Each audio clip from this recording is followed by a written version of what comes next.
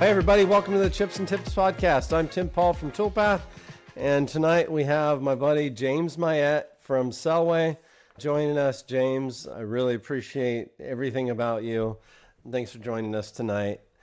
And I like to kind of start this off with I give an introduction of who you are, and and we see how good I did, and you come back and clean that up. Does that work for you? That works awesome for me. Okay. I try to have some fun with this. I have a beer right before we start, so I There get you a go. little get my nerves out. I'm pretty shy. A lot of people don't think I am, but okay. So I think of you as the super senior application engineer with a team of pretty big rock stars over at Selway. Yeah. I'll share my story of how I first met you. I think I shared that over a text pretty recently.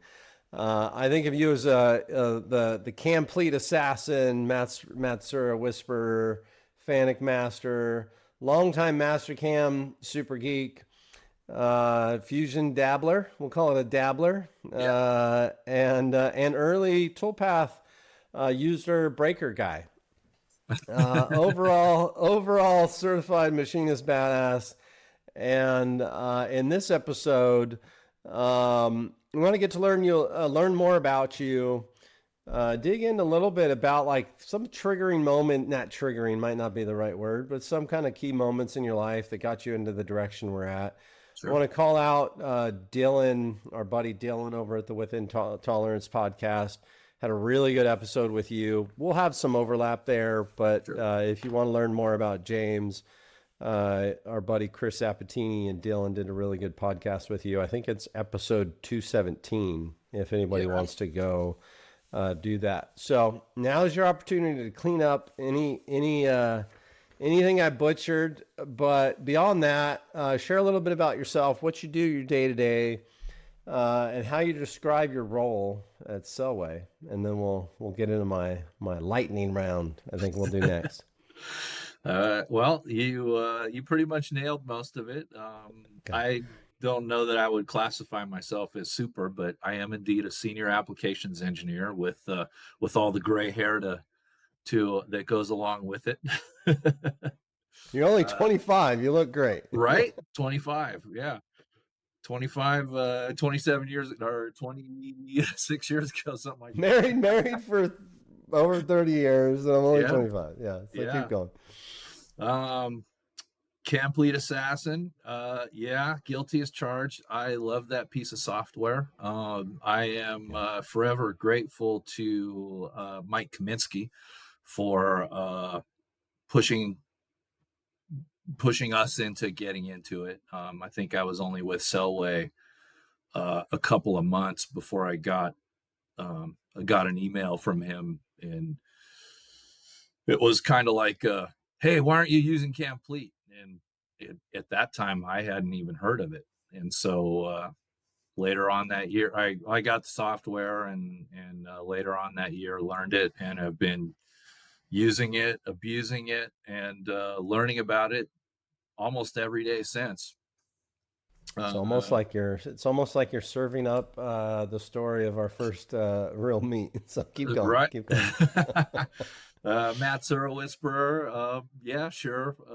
I, man, there's in our line of business, you don't always get to work with a product that essentially sells itself. Yeah. Matsura is one of those products. It is it, man. When it comes to multi-pallet, multi-axis machining centers, 5-axis machining centers, it's just a fantastic product, and our customers, come up with a lot of creative ways to maximize and leverage the power that's in it. So I hopefully impart some of my experiences along the way so that they can, just push it even farther. Fanic Master, I love Fanic controls. I've That's been the control that I've spent the most amount of time with.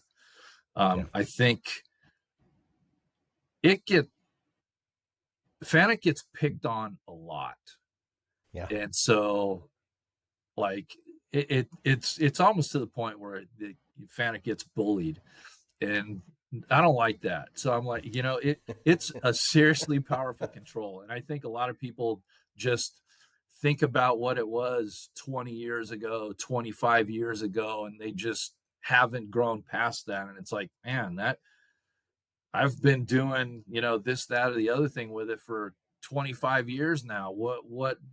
What's missing here? What Yeah. can we teach you? What's the piece that's missing for you? So I just enjoy, putting that information together for customers and people online and anybody willing to ask. Yeah. Um, That's awesome. That's Math, awesome. Yeah, keep going. Keep going. yeah, Mastercam. I first got started with it. I think it was 1992 or 1993. Yeah, it was literally DOS. People still accuse it of being a DOS program, but I mean, it was literally there was no graphical operator interface for PCs at that time. It Oh my was, gosh. boot up to a black screen with green text, and that's where everything started. So I've been using it that long. Um, Oh my gosh. Enjoy it. Uh, Get mad at it just like everybody else. Figure out how to work within. You figure out what it wants. It's like anything yeah. else. Figure out what it Yeah. wants, and then work towards that, and expose some bugs here and there, and Yeah. have fun with it. Fusion. I've said this to a lot of people probably over the last year that Fusion is no longer a toy. It is a full featured CAD Yeah. CAM Yeah. software package now. I mean, it it's probably on the lower end of the mid range for assembly modelers, but Yeah. I mean, for everything that I ever do, it would probably do it well. I I use Inventor for my CAD package because a lot of the stuff that I work on is ITAR, so it's got to stay Yeah. local. So Yeah. so I do that. But the times that I've done a couple of programs for customers using Fusion, and was able to figure out what it needed and how it needed it, and with one of your coworkers from I think he's from New Zealand. He might be from Australia. Scott Moist. Scott Moist. Yeah. Yeah. Scott Moist. He man, that guy's a rock star. He really helped me out and showed me how to add menus in Fusion so that I can basically turn switches on to turn stuff on in CAMplete. So I mean, it's freaking awesome, man. Uh, I generally feel stupid most of the time, but there's a few people that make me just genuinely feel kind of like a dum dum, and not by anything he does other than just being smart. He's one of the few that I'm like, freaking guy. It That's awesome. I was so grateful. Like he took time out of his day or his evening, or I forget how many hours. Yeah, it's It- it's he, it's a lot different. That's what I yeah, know. he took time. He took time out to show me, how to add that stuff and everything. And I just, man, just over my career, there's been so many people that have poured into me one way or another, and Right. he's another one of those guys that has made me better. So I am super appreciative of him. I have him on my world clock at 21 hours different. Yeah. Yeah. I'm always like, why are you blowing me up on Sunday? Oh, it's Oh because it's yeah, not right. Sunday. Yeah. Yeah. Um, And then okay, that's awesome. early toolpath user, yeah. When I first heard what you guys were doing, I knew that you guys were going to need some projects to break your teeth on. So Yeah. I figured I've got some stuff laying around that maybe might be a lofty goal for right now, Yeah. but you know, a goal regardless. And so I sent you guys some stuff, and I'm super grateful that you gave me the opportunity to do that. And I've used it Yeah. for a few different things. To like the very first part that I programmed in Fusion, I actually ran it through Toolpath. Toolpath got me like 80% there. And Yeah. I was able Yeah. to look at it and figured out how it did things. And Yeah. oh, okay, this how this toolpath works. Oh, yeah, I've got to turn the plane on so that my z-axis is going the right way, and Yeah. just Yeah. stuff like that. So it's been it's been an educational tool for me too. That's So amazing. So at Toolpath we have Slack, like a lot of tech companies do. right, You shared that with me when that happened, and I remember being like, everybody listen, James Meyette. I've been messing with this guy for 10 years about Fusion. And I was like, I don't even want to dig into the details yet, but this is a big moment. So yeah, for sure, it's been yeah, it's been fun to watch you bang around on Toolpath. I try to make sure this podcast isn't just about Toolpath or even mostly about Toolpath, but yeah, it's been fun to watch you bang around on Toolpath. Um, you, my assessment, correct me if I'm wrong. Normally work on kind of gnarly stuff, and yeah. I'm always like, whenever the James Myettes of the world come along to play with my software, I'm like, ugh, ugh. It's time to get to work. And it's time to get to work. And so, for anybody listening that doesn't know, I worked at Autodesk for almost 11 years. That's where I met James Meyette. And yeah, anyways, it's been fun. It's been fun to watch you kind of just ask smart questions. I see your, we're kind of coming closer to where you want to be, and Yeah, it's been pretty fun.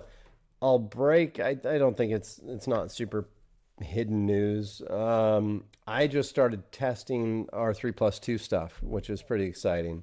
mhm. I think like you'll be able to start testing that before the year's over. So that's Nice.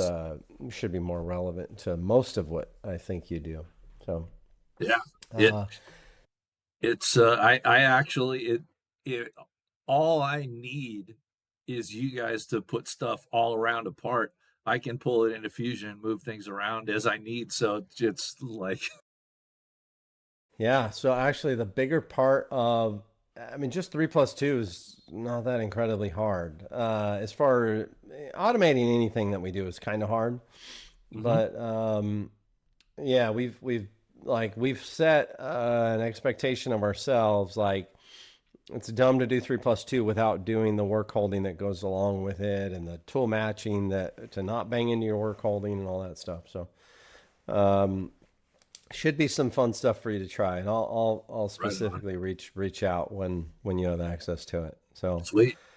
I think we got through the opening stuff. Yeah, I think so. Um, our buddy Dylan, I'll call out him again. Episode 217. And I think I I th- was on with them at IMTS also. So one of the IMTS days too. And My that guess was is that that was after that one. That was your first one, right? yeah, it Okay. was after the first one. Okay. And that one was kind of a little more impromptu, kind of Yeah. conversational.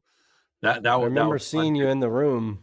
I remember being jealous that you were sitting down because Oh, my right. feet were barking. Yeah. Anytime I can sit down at a show, I do it just because it's a painful situation. We we paid an extra bazillion dollars for the extra thick padding, but it was Worth every I penny. was there. I was there for a couple weeks, so by mid show week, I was pretty worn out. Let's talk real quick about uh, so I'm jotting down notes, so I'm not like looking down and not paying attention. But um, so one of the things I want to talk about was what's your kind of day to day. I know you do a ton of CAMplete training. I don't know if I need a percentage, but yeah, if you can kind of throw out like, such a percentage of my day is to that, and just describe your kind of role as your super. Let me see what it said. Super duper senior applications engineer. Well, I added one. yeah. So the one of the things that I love about my job is there's not really a quote unquote typical day. Yeah, But if I were to just, take a 20,000, 30,000 foot view of what goes on, I usually will, if I'm already, getting ready to be at a customer, then we go in there, do actually, let me back up. So part of my job entails a fair amount of travel. So a lot of times on Monday mornings, I'm yeah, I'm flying somewhere. yeah, On that flight, I'm answering emails. I'm doing support for what we sell, answering questions for sales guys, things like that. And then when I get to my destination, go pick up the rental car and then drive to the customer. Sometimes I'll take a phone call or two, or more, just depends on what's going on. And then I get to the customer. So if the machine is brand new, then I go through. Uh, there's some parameters that we change based on what the machine configuration is, and then I'll do, actually, before I do that, I do a full machine backup. So just in case lightning strikes, we can resurrect this thing back to factory standard. And then I'll make some changes, do testing. If it's a multi-pallet machine, I will run all the pallets into the machine and out automatically just to make sure that they do that. We'll do some tool yeah. changes, and then I start training the customer, and then that. Now this is all on a Haas mini mill, right? Oh no. Yeah, yeah. I think the last mini mill that I put my hands on was probably around 2001, Okay. 2002. Okay. I'm not I knocking the Haas mini mills. They No, are what they no, are, hey, but I'm specifically calling out. You tend to work with kind of specific stuff, right? yeah, probably 90% of the machines that I put my hands on are multi-pallet, 5-axis machines, Yeah. Okay. and Matsura comprising the majority of those. It's I almost like I do, knew the answer. yeah. I do. I'm not allowed to actually do Haas stuff for our company because of where I live. So I live in Utah, and we Got don't it. have we don't have Haas in that territory. So I'm not Can allowed to you do that. can you remind me who the Haas dealer is in there over there? If I had to guess, I would say it might be productivity I think you're in right. Utah. Okay. Yeah, I I think you're right. I don't know that for sure, but I Yeah. believe that's what it is. Sounds And right-ish. Yeah. yeah, Okay. um, We're back to the day to day, right? So you make sure the machine's kind of moving around and dancing like it's supposed to, yep. and then what? And then I get the whoever the owner has designated as people that will get trained, and I've trained one single person. I think the largest group that I ever trained was 12 or 13 people. No um, kidding. that was I had to dig into my Scoutmaster bag of tricks to Yeah. pull that one off. So No kidding. in Boy Scouts, they have this thing called the Edge method, and it describes an effective way for training. And so E is explain, D is demonstrate, G is guide, and E is enable. I love it. So I just so wrote that down. Yeah. okay. Yeah. And so what I did was I took three guys and I showed them. The rest of the people were kind of off in the background. I took three guys Okay. and I showed them. And then I said, okay, you take the next three people and you show them, and I'll stand here on the Yeah. side and make sure that everything gets covered. And then and then the guys that you train are going to train the guys behind them. And Yeah. we did that through everything. Obviously, it took a little more time than it would normally, but everybody got their hands on the machine That's and cool. learned something. So That's sometimes you have to great. get creative in this job. Yeah, I love that. I've done more than my share of teaching some sort of machining, lots of different stuff, but I think I've just kind of found my way to something similar. It's good to hear that. I wrote it down because I want to circle back to that. Cool. You mentioned travel. Yes. Do you travel more now that you're in just outside of Salt Lake than you did when you were in SoCal? I think right. So my answer is kind of skewed right this minute in Yeah, time. yeah, yeah. We're extraordinarily busy right now. Okay, So I've good. traveled like a lot over the Yeah, last time. We've got a couple members of our team have had some things that they've needed to take care of, personal things. So whenever that happens, whoever's around, picks up the slack. So yeah, it's been my turn to help out my teammates, and cool. happy to do it.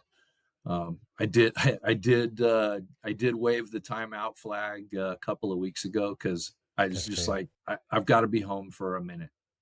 Good for you. I'm tired. I Good. need I need to recharge. I need to do laundry. All that. I need to winterize my house. I just a lot of Yeah, there's just a lot of things that don't yeah, happen when I'm gone. And I've got an amazing wife that handles like 95% of the household stuff, but there's just yeah, those 5% that she can't do. And yeah. so I've got to handle that stuff. So That's good. yep. Um, Travel. Um, I was a road warrior for quite some time. You've been we've been together on the Hmm. road more than a few times. Life Gnarly life stuff happens when you're on the road. You've been with me through some of that. Yep. You think you travel weekly? On average, you think it's pretty often your weekly travel, right? Yeah, yeah. Usually I'm leaving Monday, sometimes Tuesday, and then I'm coming back on Friday, sometimes Thursday. But that's Yeah, usually and I'm home on weekends probably 99% of the time. yeah, Maybe 95%, but I'm yeah. almost always home on weekends. That's good. That's good. And It's a lifestyle. Yeah, and you gotta have a strong home life for that to work. Which I have a almost outside. Yeah, I have a fairly outside perspective that you have a pretty amazing family. So maybe we'll talk about that here in a little bit. I think we're ready for the lightning. I call it the lightning-ish round because yeah, I ramble. I ramble too much. I all right. ramble too much, James. Let's see how this goes. Maybe I'll drop it. Maybe people will share if they think I should drop it or not. All right, ready? Let's go. First machine you ever touched. So I suspect you've turned some handles in your days. So let's go I first have. machine and then first CNC machine. Let's go Okay. both. So actually, I think it probably needs to be split into three Do it. categories because the Do very it. first machine that I put my hands on was was a bandsaw in woodshop in high school. Oh, I'm glad you went there. Good, good. Yeah. So I did probably two, probably a total of 3 years in high school in wood shop. Okay. And then Okay. once I got out, the very first machine that I ran was a Bridgeport, no servo motors. It was Okay. all hand turning quill Old school. knee, old school. Yeah, I think Yeah. I'm pretty sure it was older than I was. Yeah. Yeah. Very first CNC I put my hands on was a Mazak VQC11, I think it was. It Oh, was a 2-pallet machine. It had a Fanuc 6M control on it. no kidding. Yeah. Wow. So Okay. this is Okay. like 93, maybe Damn it, 90, my 92. James, I always feel like we're more similar in age than you start busting out DOS on me and all that stuff. I mean, you're 5-axis James, so I have to feel like anything worth doing is worth overdoing. So what? 100%. Yeah, right. What was your first 5-axis? I was gonna say multi-axis. But let's go full 5-axis. What was the First, first? first five Yeah. axis machine was it was either a Thermwood or a Motion Master router. And we were doing basically trimming. Was that a left field? You caught me. So they caught me. You It was caught me by it, surprise. it was a head machine. Yeah. So Even there, better. Even better. yeah, head machine is a different animal than a table machine. Yeah. It's got its place, but I have to say I like a head. I like a table machine better. There's just less to worry about. I think most post writers would agree. Oh, totally. Oh man, it had been a long time since I had put my hands on a head machine, and I just recently Mm-hmm. had to work through that with the customer that got a Toyota with a Heidenhain control. So not only was the head thing a thing, Mm-hmm. learning a new control was a thing too, and Yeah. learning how to put it all together in CAMplete was another thing. So Wow. Wow. it's all good. This is why the lightning round gets screwed up every freaking time. But I'll share it anyways. When Yeah. I started at Autodesk, we did almost no 5-axis stuff, and I found the perfect customer for what they were doing was trimming, which was like exactly what we could do, like very respectably in Mhm. HSM. Sure. And I was an application engineer for HSM in the early days, and I sold the crap out of that. And then our post guys hated me because it was a head machine. And I'm Yeah. like, That's real work. head, table, head, like 210, 220, whatever it takes, right? Okay. Let's get back to the lightning round. So, All right. first cam system you ever used? Two-part question: ever Yep. used? Ever got paid for? And maybe Yep. they're same, maybe they're different. No, they are different. So first cam system that I ever used was Path Trace. Not even Are Edge cam. are This are you this was drinking from the youth fountain? yeah. You don't look like you're 100. Okay, keep going. Sometimes I feel like it. Yeah. The first cam system that I used and got paid to use was Mastercam. Okay. Yeah. Me too on the second one, not the first one. All So right. Mastercam was actually the third cam system that I learned how to use. What was the second? The first one was, like I mentioned, Path Trace, and the second cam system that I learned how to use was SmartCam, and then Oh, no kidding. then the third cam system that I learned how to use was Mastercam. Give me a version. Give me a version. Okay, Path Trace. I only ever used No, it. Mastercam. Nobody's gonna know any of that stuff. Mastercam version. Mastercam I first always version. feel like you remember the versions. Yeah, no, I do. 3.1. V Yeah, Mike. 3.1, not X. V. Oh, yeah. So I got that part. There's actually people that don't know there was a pre-X, right? Yeah. So Um, I always stress that. I'm like, no, it was V. It was long before that. So yeah. I'm always impressed with your memory of that because I think I was in the nines pre-X, Yeah. but I say that with very little confidence. Eight and nine were great versions. They Yeah. V8 they got full associativity, meaning Mm-hmm. you could change toolpath geometry and just regen as long as everything Yeah. was okay. That Yeah. was the first version that had it for everything. Um, yeah, I think it was everything. Yeah. So Yeah. Yeah. This is lightning round. yeah. How many cam systems do you think you've used? Oof.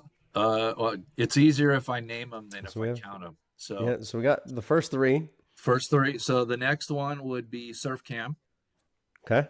and Four, then after that would be probably Katia five. 5, Okay. and then after Katia, I learned next was either Inventor HSM, Oh. Inventor HSM or Power Mill. Okay. So we got And 6, 7. Either way. yeah, Whatever's first or second. Yeah. and then let's see,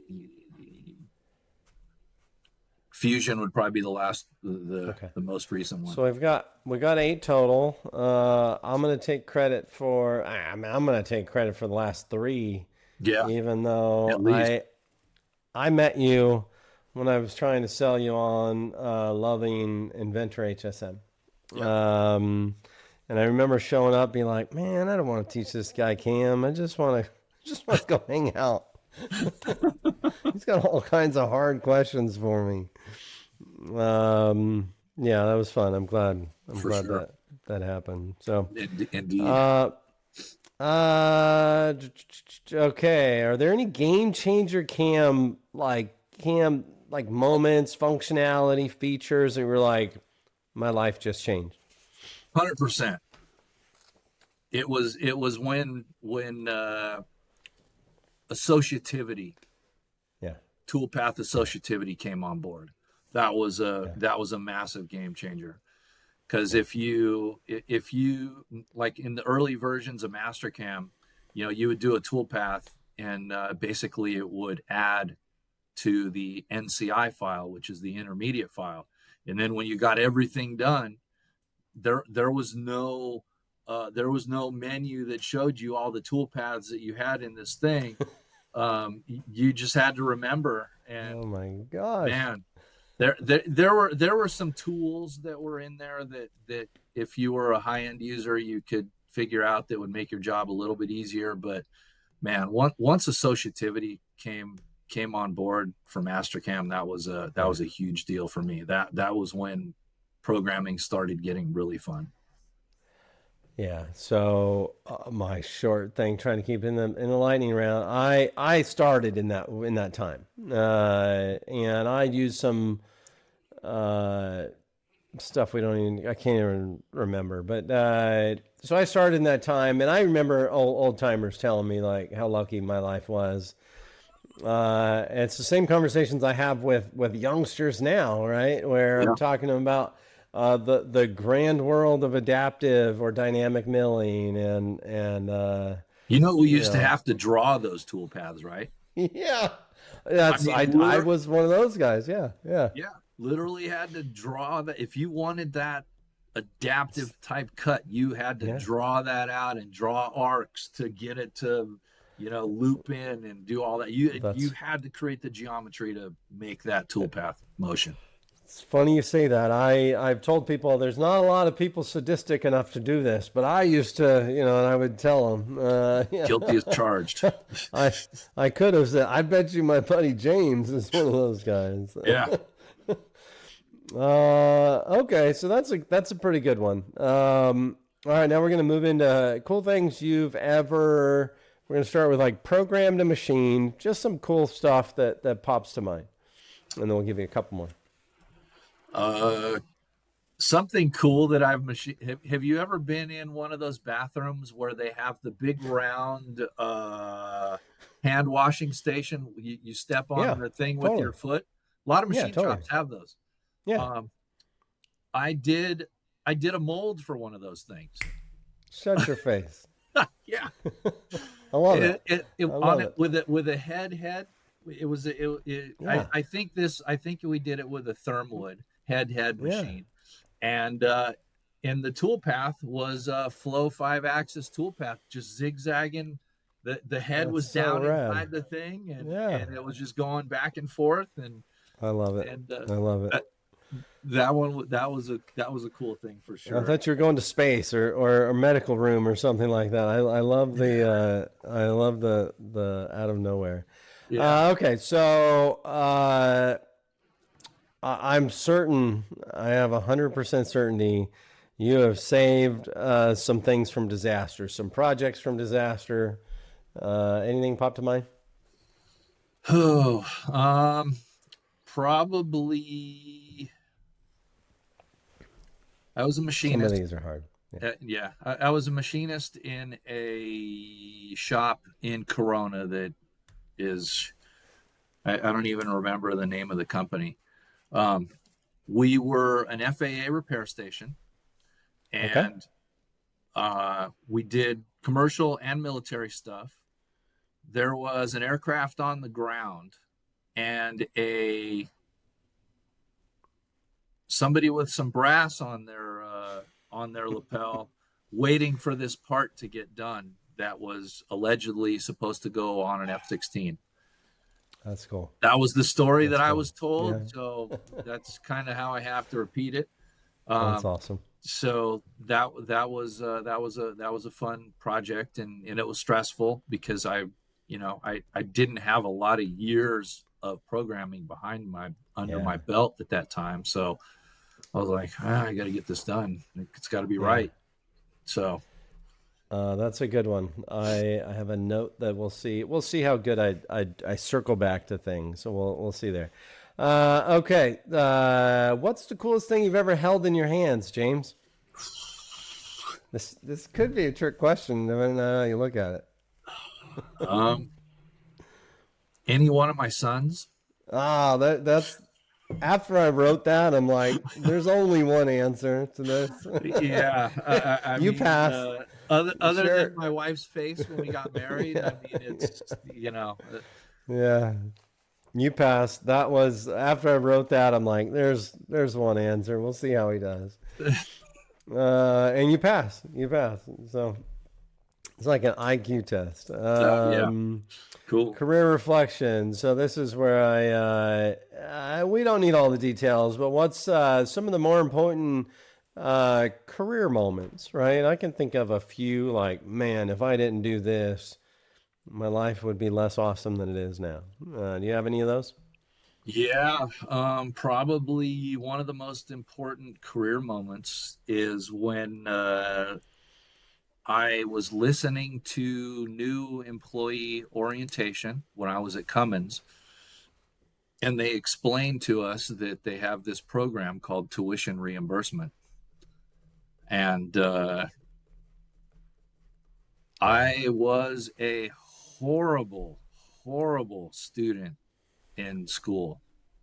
Yeah. I think my I'm pretty sure that my final cumulative GPA in high school was 2.14. Hmm. And had it not been for shop classes and electives, it probably would have been in the mid ones. Yeah. I can relate, James. So Yeah. the thought of going to school, but then they were like, hey, if you go and you learn something related to what we do here at work. And Yeah. I was like, oh, they got welding, they got machining, they got engineering. And I was like, oh, there were a lot of things that really appealed to me. And so I got the okay from my wife, and started going to school, and Good work. I 100% would not be where I am today if my wife wasn't who she was. Two, Yeah. I didn't go to Mount Sac manufacturing technology program at Mount San Antonio College in Walnut, California. That's awesome. Yeah, Walnut. Walnut. The heck? Give me a Do you know where closer. do you know where City of Industry is? I do. Yeah. Yeah, right next to City Okay. of Industry on the east side. Okay. Cool. Cool. Let's go. Move. What's the biggest mistake you've ever made in your career? There's a lot of Oh, ways to look at this. that one's easy. Yeah. So it's also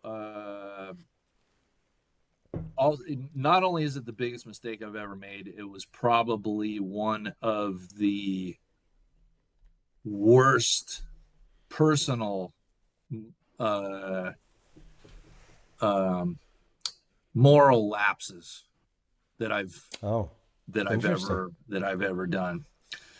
So I was working for a company and as a programmer, and I was on salary, and I got the bright idea that so I'm programming parts for this company, and then I'm at a remote site managing a horizontal pallet pool system.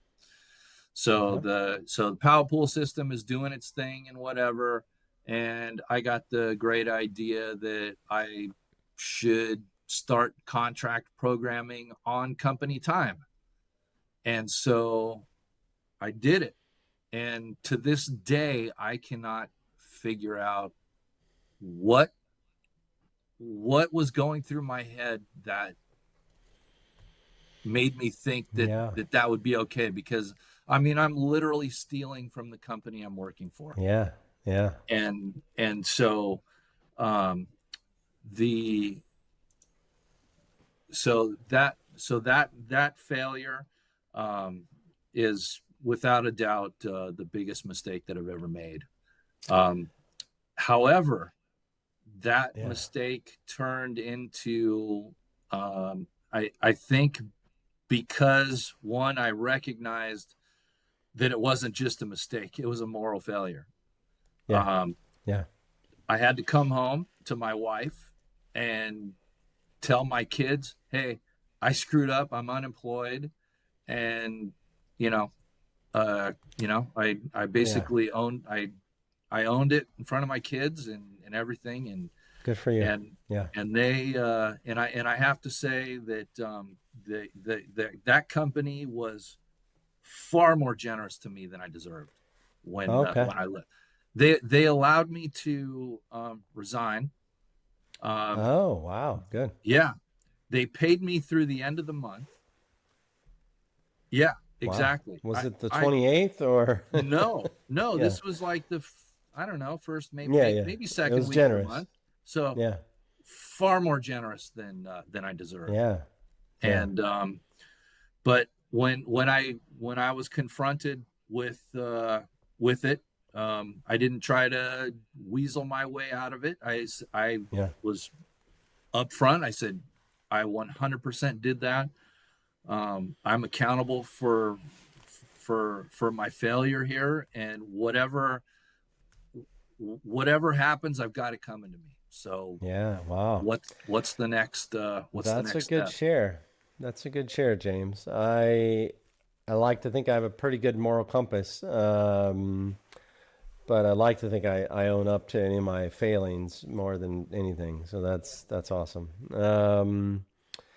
All right, let's move on to what is your biggest sufferfest moment in your career? That really what I'm looking for is that also you persisted and it turned out to be like not that terrible or even So great.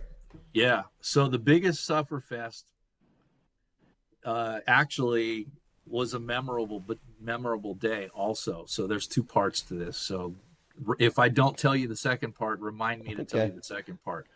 So the noted. biggest sufferfest was um, I was doing a turnkey for one of our customers in Southern California, and I it, because of all of the things that go on with my job, it started compressing. The amount of time that I was going to have to do the job was getting shorter and shorter and shorter and shorter. Yeah. Until the machine was going to ship like in 2 days. So, and I hadn't completed it. And so I had to do a 30+ hour shift. Bender. 30 plus hour bender. I took a nap under my desk in the Selway old Buena Park office. Wow. And so that but I got it done. It got done right. It got shipped out to the customer, and to the best of my knowledge, they're still running parts on that thing, and that's been awesome. Probably 15 years now. And the upside of that, I'm going to follow up with my second part of that, but the upside of that is people notice that stuff, right? That's the kind of stories I've heard about James before I met you. What's the second part of that?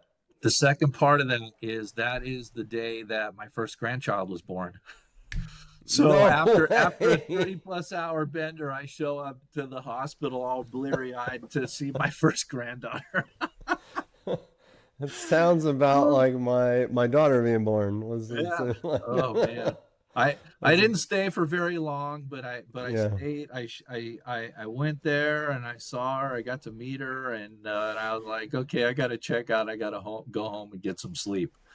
That's awesome. Yeah. Moving on. Do you have a favorite CNC machine? There's a lot of nuance to this, but you can just pick one and explain. Yeah, it's really a toss-up, and it would be a toss-up between the size of the part. So I'll give you two favorites. My favorite one is the MAM 72 35V. And then my second favorite one would be the LF 160. Okay. So here's the good news is that maybe I should have played. Let's see if I can guess. That just means we're like a married couple, just without all the married couple stuff. All right. We'll end the lightning round with hopefully a fun. Maybe we'll burn down the internet with this one. Mitutoyo, Starrett, Brown to Sharp, or do you say Interrapid? That's how I always say it. Yeah. Mitutoyo. Okay. What's your go-to like resolution or graduations for like a test indicator? 1 micron. I knew the answer. Anything worth overdoing. That's my boy. I knew the answer. I'm a 10th of your awesomeness, so I'm a Mitutoyo 1/10 guy, but okay. This is fun for me. It doesn't matter if it's fun for anyone else, right? All right, life and career. Now we get serious. Now I can try to talk. How much time are we at? We're at 49 minutes. Do you have a? I have unlimited time. I only have to be somewhere in the morning. So okay. Man, my time is just until we're stop entertaining each other. Right. Cool. And hopefully that's also entertaining for everybody listening. Right. Okay. So now I move on to life and career. So we'll walk through your kind of life story here. So let's see how I can not screw this up. I will push people to Dylan's podcast again. I think it's episode 217. I think you had a good call out that you were also on. Dylan did one at IMTS in our Toolpath booth. Correct. I think you're also on like an impromptu one there, right? Yeah, I think it was the third. I think it was the Thursday. It could have been the Wednesday, but I'm thinking it was the Thursday. It shouldn't be that hard, and it was after 217, right? Yeah, for sure. Okay, so I'm going to cue this up with when I think of James, I think of super high level. Like, I'm not trying to fluff you up too much, James, but I'm giving it to you how I feel. Real high level, gold standard, super geek machinist guy. Um, Possibly the maybe I'm fluffing you up here a little bit. The most freaking organized file management guy I think I've interacted with in 30 plus years of me working. The side story to that is I've asked you for some of the most random stuff over the years, and in an insanely quick amount of time, you're like, boop, you've got mail. Oh, Like we're talking tool libraries from different vintages of Mastercam and all kinds of crazy stuff. That to me is insane, and I look up to you for that. thank you. I think of you like your loyalty and friendship, family, business. You come across as a pretty amazing father that hopefully most of us, father and husband, I should say, Sherry would probably agree. Yeah. I just said your wife's name. Is that Yep. okay? Yeah. Okay. No, 100%. My Um, Sherry is my better half without a doubt, and I always love to sing her praises. okay. I Just wouldn't want to be make where I'm sure. at without her. So she Um, yep. she will often dispute that, but I know the truth. I know the truth. She's pretty amazing. I've had the pleasure to meet her. Yeah, so I'll leave it at that. You have a very impressive family that a lot of people should aspire to be. So I've personally enjoyed our friendship over the last, let's just go with 10 years. Um, and the purpose of this episode is not to fluff you up, but to better understand. I am obsessed with understanding like what makes people I hate to claim any Tick. success in the industry, right? But like, Right. what makes people tick?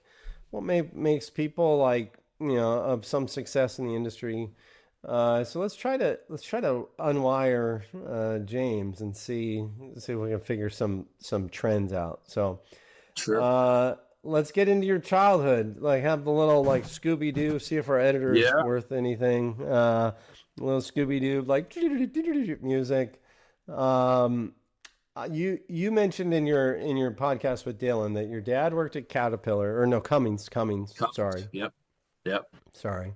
No worries. Um, what my dad would care. So Yeah, I, no, I I care. I care. Believe me. If you wouldn't have corrected, I would have said, no, our yeah. engines are not urine yellow. So what did he do there? And I almost think more importantly, two things I know is that he kind of helped you get a job there. Hmm. What I think is really interesting, like, what did you think of his job when he was there? I'm trying to understand, like, why more young people aren't getting into machining. I'm running around preaching to kids, Yeah. and I'm just not triggering anything. So that's a couple good questions, right? So I was born to blue collar dad Mm-hmm. and in a middle class family. My dad was never ever ashamed to work with his hands.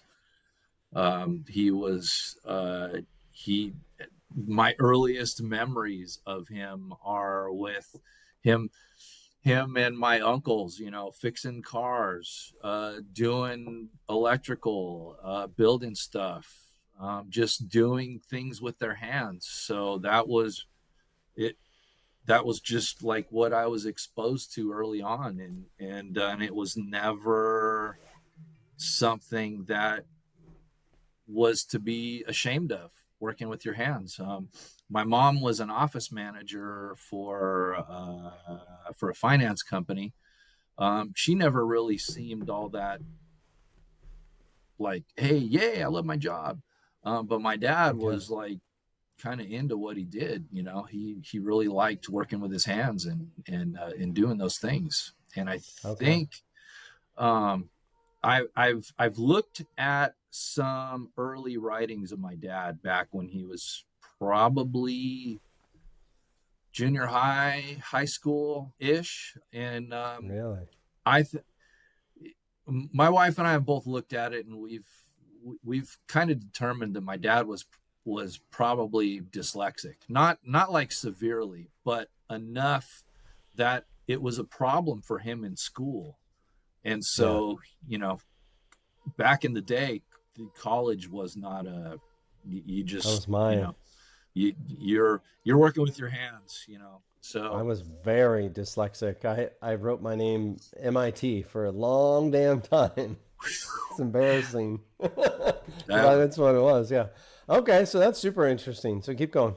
I don't think until after I went to well, actually, let me back up. So Yeah. Yeah. I'm going through school, and I'm doing wood shop and electronics, and actually we had the junior high that I went to. They had an animation class too. Yeah. Really? So I did my film was a claymation film. No uh way. yeah, I don't even know if they do that stuff anymore, but I so doubt it. so Yeah. I learned how to do how that all works and stuff like that. So I wonder if so that was SoCal, right? You grew up yeah, so SoCal? yep. I wonder if SoCal had an influence over that with the movie industry and all that. Yeah, if I had to Kind of guess, side I would thought. say yeah, because Yeah. back in the day, you didn't have to have some crazy impressive resume and intern for so and so to Yeah. to to get the privilege to take out their trash for 6 years and call yourself a production assistant. Yeah. It was a lot Yeah. different back then. Yeah. The junior high fed into the high school, and the high school that I first went to was Roland High School. And to the best of my knowledge, they still have one of the premier animation programs in the U.S. Oh, cool. Yeah. Cool. And I would imagine it's changed with technology and Yeah. all that kind of stuff. But some of the core basics are still the same. Still the You know, same. Cool. still the Cool. same. So I did that, and then uh, rode BMX uh, early. I think I was like 6 or 7 years old, and so my bike had a coast. So this is 1976. Yeah. Freewheels weren't really a thing on a BMX bike. It was coaster brake. Oh my I gosh. Yeah. I got the crazy Oh idea to wait, wait, take hold on. apart. You said 1976. Okay, I've never asked you your age, and I don't Oh, need to. But I'm uh, that's about the time I was I was born. Just born to let in you know. December of 1969, so I'm a '60s Okay, child, okay. just barely. So we're eight, yeah, 8 years apart. Okay. Generation Uh, X, I'm proud of it. yeah. Cool. Keep going. Coaster brakes and BMX, and I got the crazy idea that I needed to take apart my coaster brake and grease it, fix it, whatever. Yeah. Um, I got it apart, and I could not get it back together. So so there were two types of coaster brakes back in the day. Yeah. Mm-hmm. Bendix was Mm-hmm. one, and I think the other one was Sun Tour. Yep. That Um, sounds right. Yep. okay, Yep. yeah. So those were the Bendix was two. the main one. Yeah. Yeah. Yeah. So one of them had four shoes inside the thing, and then you would, pedal backwards and it would expand, and then it would Jam slow the themselves bike into the down. hub. Yeah. Yeah. Yeah. And the other one had a bunch of like washers and stuff. Suntour. So Yeah. that was the one that I had. Oh, I okay. took it apart. I could not get it back together, and I'm in tears because my dad's gonna be mad Oh, yeah. and everything. And I tried to hide it from him, and he sees the stuff laying all over the place. And my dad, oh man, God rest his soul, he was so patient with me. He's like, no, no, no, no. Really? He goes, come here, I'll show you. Oh, And that's good. so he figured out how to put it back together. So he put it back together, and he's like, okay, here's how we take things apart so that we can get them back together. Yeah. Oh, So man. so he shows me how to lay this thing out like in an exploded view so that you get it all back together in the right Oh, order. And I've been taking things apart that same way ever since. oh, what a freaking lesson. So anybody who doesn't know, I started my adult life as a mountain bike mechanic, traveled the world doing that. And I had rebuilt more than my share of lots of bike stuff. And coaster brakes are not a simple thing. And I'll tie that back to, I'm 99% sure my dad doesn't listen to these, but my mom does. So hopefully she'll get a good laugh out of it. My uncle said one time, the difference between a human and a monkey is that a human could teach their offspring things. That's why your dad's closer to a monkey. as, as my uncle was teaching me something my dad didn't teach me. Um, so that's a great freaking gift. Uh, that's a great gift. I don't want to Yeah. shortchange my dad, but yeah, my uncle was better at teaching some of those things than my dad was. My dad was an outstanding teacher of mechanical That's awesome. things. He taught me how to he taught me how to sweat copper. He taught me how to Yeah, do electrical and not get shocked. Um, just that's so awesome. many things over the years that my dad taught me that like a lot of it. I'm truly grateful because almost everything that I touch day to day, something about it will remind me of my dad because Cool. he was just so mechanical about everything. And so, Is your dad still around?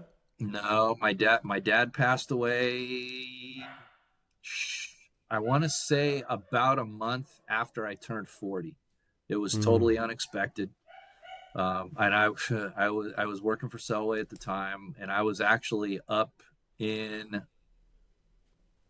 actually. So let me back up a few hours. So my dad calls me up at like 8 o'clock at night on a Sunday and says, "Hey, I'm not feeling right. I'm having trouble with my shoulder. Would you mind taking me to the ER?" So my dad has done so much for me over the years. I was like, "Yeah, sure."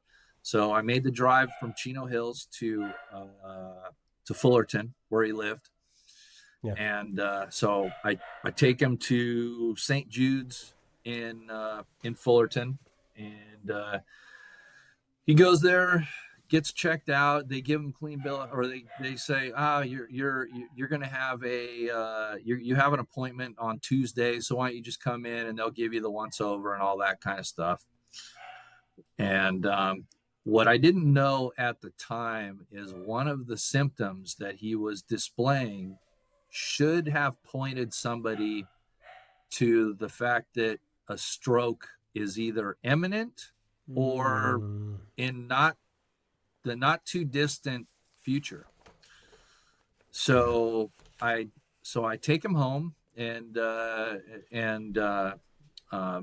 he's on the way home. He's like, thank you so much for taking care of me, and I was like, Dad, you've done so many things for me over the years that I wouldn't dream of not helping you out. So I go home. It's like 1 in the morning or whatever. So I go home, go to sleep, wake up in the morning. I'm on the first flight to Oakland because I'm up in NorCal doing training. So I wait until about 8 o'clock just to call and check on my dad because he normally he's an early riser, but I thought, we were kind of up late. Let's do that. So I waited till about 9 to give him a call, and he didn't answer. So I was kind of like, I'll give him one more hour. And so I call again and no answer. So it's like 10 o'clock in the morning. And I call my wife. I go, I've got a feeling that something's not right. And so we had 3 kids. Wow. Yeah, we had 3 kids at the house. No, 4. No, yeah, all my kids were born at the time. So 4 kids. Two were on the younger side. And so she's like, okay, I've got to figure out what to do with the kids. I'll do what I can. So she gets on her way and she gets out there about 11. And she's like, she calls me up. She goes, hey, the light's on, the car's here. I can't see anything. And so she, so at that time, I'm like, all right, I call up Bill Selway was my boss at the time. I called Bill. I go, Bill, something's going on with my dad. I don't know what. I'm going to try to get home. As luck would have it, that day was one of the rainiest days in Southern California, and all of the airports were closed. So flights are just hammered. So I'm at the airport, or let's see, I'm closing out my hotel room, and I'm talking to my wife, and the place where my dad lived in an apartment, and they weren't letting my wife get into the room. So they're like, "You're going to have to call the police." So my wife calls the police. Well, it took over 2 hours for the police to show up.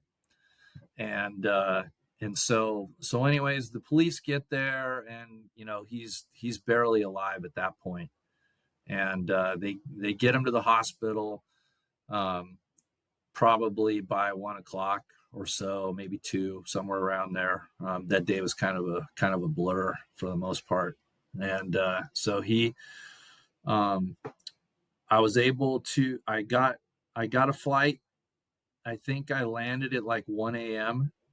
My best friend Robert picked me up at the airport, took me from Ontario Airport to the hospital that he was at in Anaheim, and then he was basically had no brain activity at that time. And so yeah, so I think it was the next day, could have been Sunday. Either the next day or the day after that, they still needed to run a bunch of tests to determine if there was any brainstem activity or anything like that, and so they finally were able to determine that he had no brain activity, and there was, he was on life support, so they were basically using machines to keep him alive and everything. And so that day I had to do one of the easiest hard things that somebody could ever do, and that's pull the plug on a parent. So the only reason why I say it was easy is because ever since I was a kid, my dad always said, "I don't want to be a vegetable. Don't ever let them make me be a vegetable." And I was like, okay, so that makes it easy. Now I've got to actually sign the paperwork to make you not be here anymore. What was his name, James? Dale Meyette. Awesome. Thanks for sharing that. Yeah. You were with me when I lost someone in my family, and I was trapped in a freaking town. I couldn't get home fast enough, and so I always remember you as being one of those people that were there. Yep. Yeah, thanks for sharing that. That is, I remember exactly where we were when you got that phone call too. Yeah, I remember where I was sitting on the table, and I remember that time. And man. It makes me, so I broke my neck and back a bunch, 6-7 months ago, and I do a lot of sitting around and thinking about life, and I always say, like, make sure you're happy with how things went today, because you don't know what's happening tomorrow. And I imagine you appreciate the time that you had with that, with your dad. I'm going to say probably a goodbye that people would dream about, because I got to do something for him, and that was our last memory together. And so a lot of times people regret, oh, I wish we would have mended our relationship, I wish, whatever. I obviously I wish that I would have been able to see him, like, awake, and then pass away. But, by the same token, I'm grateful for the way that it worked out too. Yeah. Not to try too hard, but, Chips and Tips, Machinist podcast. I can very easily tie that kind of stuff back to our trade. I've been in several industries. Machining's definitely the one that I've been in the longest. And some of the gnarliest working, especially like hours length kind of people I've ever interacted with are machine shop owners, applications guys. Um, the industry just puts in a grind, and hopefully people take this story as like, let's all make sure we pause and we're right with people we love and care about. Yep. Not to make too big of a deal of it. You were in Yeah. town recently. My head's still messed up from banging on the Yeah. ground. No, We were no. chatting like we were going to get together, and I just went like nowhere because my brain just has been forgetting stuff like Yeah. that. And I remember being like, ugh. So I care about stuff like that. And it's minuscule compared to what we're talking about. But that No, is like, it I adds like a heaviness to that kind of stuff. just the fact that you and I text back and forth when we do, Yeah. it's we'll get together, we'll eat, and Yeah. if we don't, we'll chat by text or by phone call. And any Yeah, time for that I sure. get to spend with you, Tim, is always time appreciated. You too. I'm happy to still be here to have time to spend. Amen. All right, let's move on to the hands-on here. So that was, I like to think that, I mean, that gives me a good picture of, the character that's behind who you are. Um, and actually, I think that tells a lot about who you are.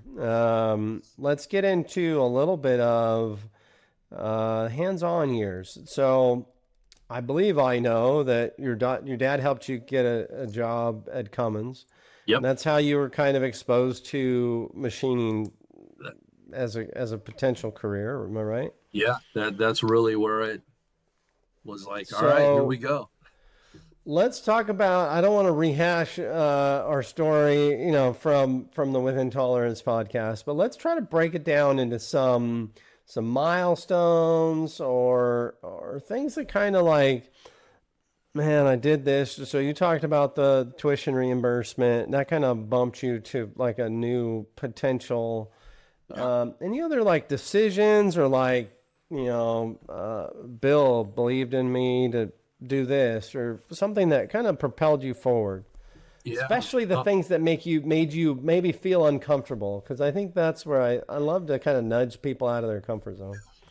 Yeah. So probably where I first got really uncomfortable is after Cummins had they announced that they were closing our facility, and we were they were letting people go based on seniority and all that kind of stuff, and I had already been released. Well, I went to go work in a shop with one of the guys that I was in at Mount Sac, because when you go to community college, if you go there for any period of time, you start to see the same faces and you start to forge friendships and hear about what's going on in the area, who's hiring. I think they call it networking, is the formal Damn name it. for it. Damn it, So James. I just wrote down networking. We'll circle back to that as a whole topic. Yeah. yeah, so one of the guys one of the guys that I met in my class, his oh, shoot I think his name was Henry. His last name was Alvarez, and super super cool dude. He was working in a shop, and he said, "Hey, my company's hiring, and if you're looking to make a move or whatever." And so I was like, "Yeah, sure," to because he had been programming, like, at that time he had been doing it Okay. for years. So Oh, I'm okay. like, yeah, if I can sit under a guy that's a good programmer. And he said, oh, I'll teach you. And so That's so I awesome.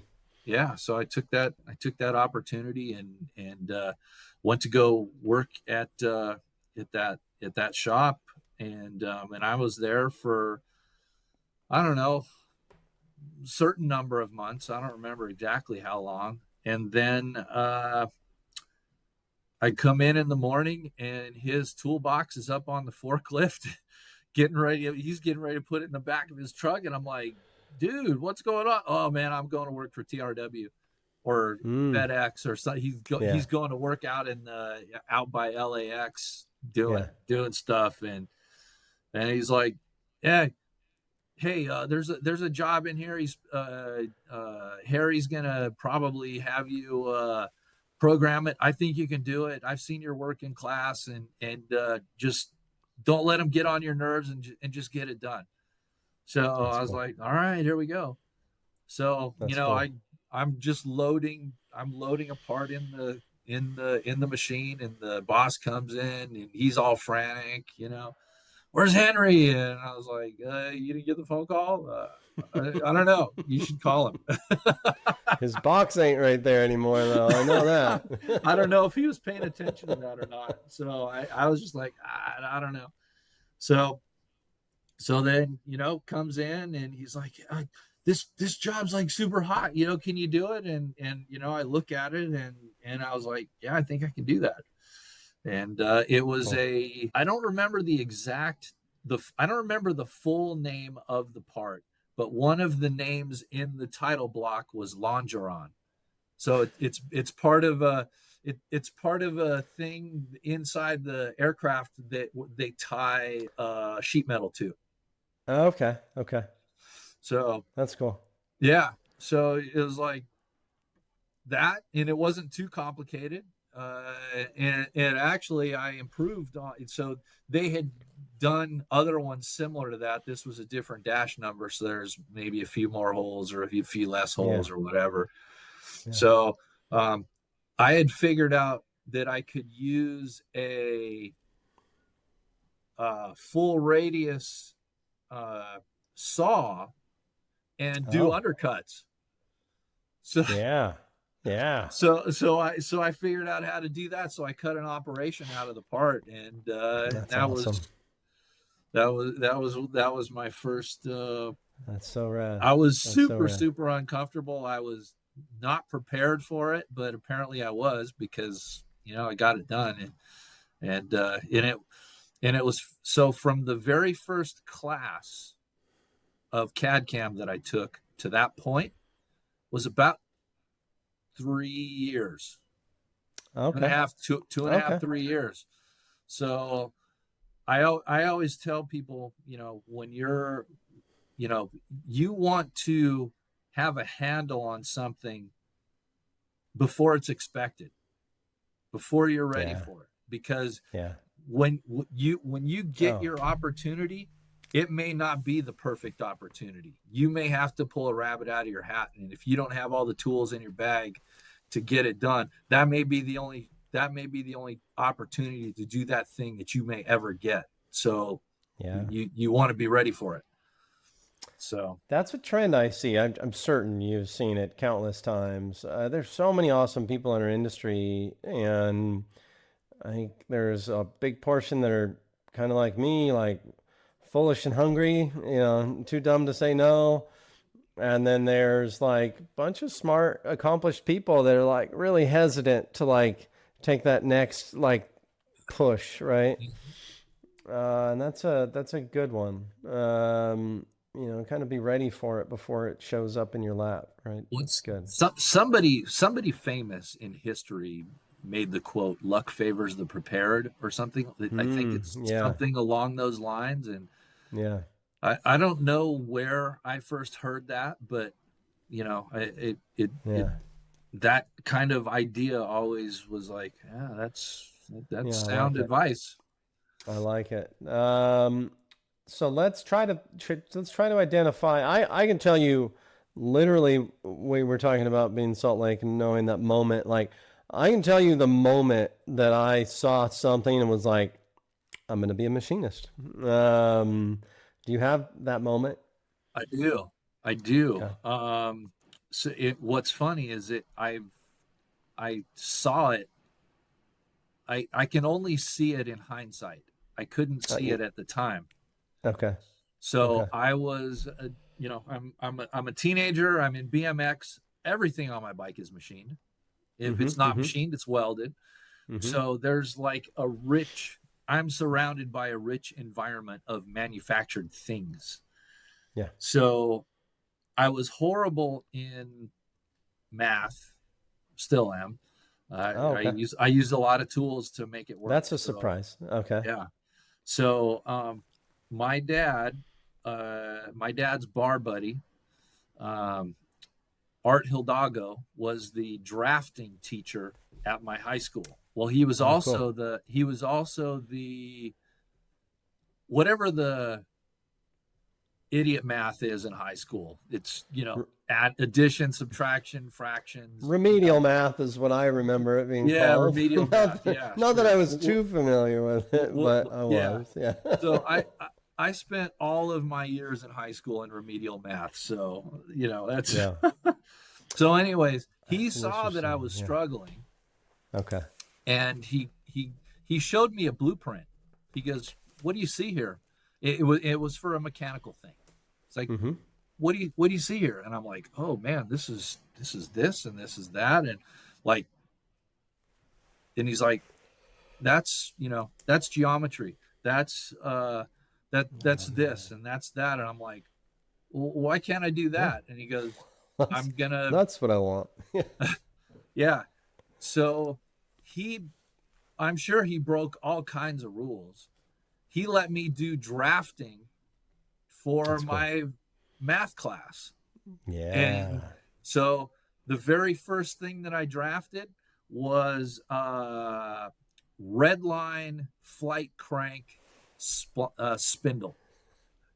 I happen to know what you're talking about. Yeah. I reverse engineered That's- one with the circle templates and stuff like that. oh So yeah, that yeah, I yeah. had one that had like a ton of Oh, sizes that's on it or awesome. whatever.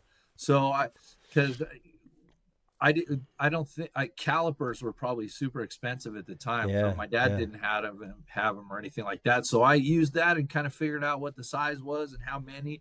So I like drew red line flight spline crankshaft.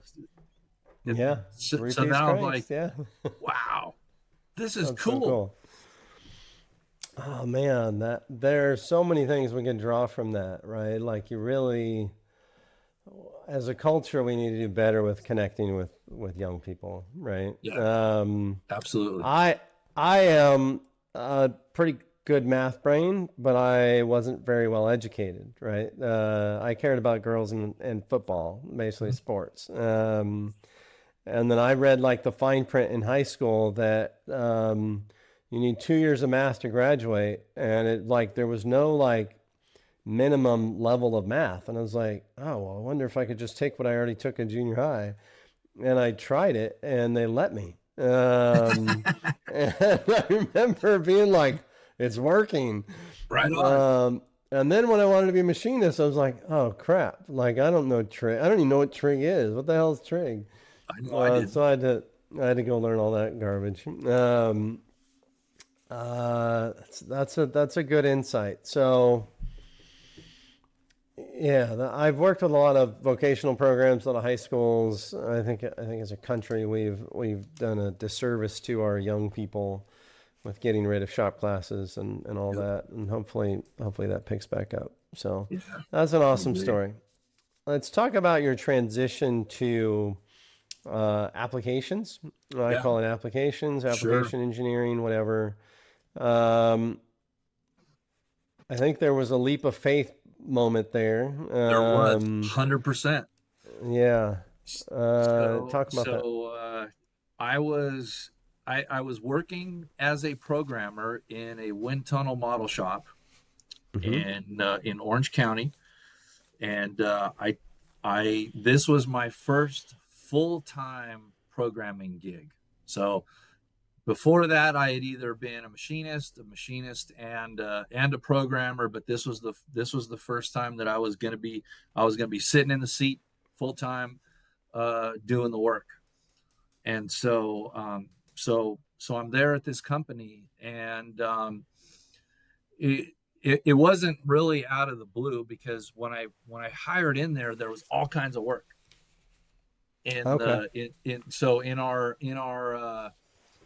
in our programming office, they had this tall file cabinet, and in the file cabinet there were blueprints, there were floppy disks, the hard kind, like the little save icon on your The hard, yeah, computer yeah. there. They look like Oh, that. that's what a floppy is. Yeah.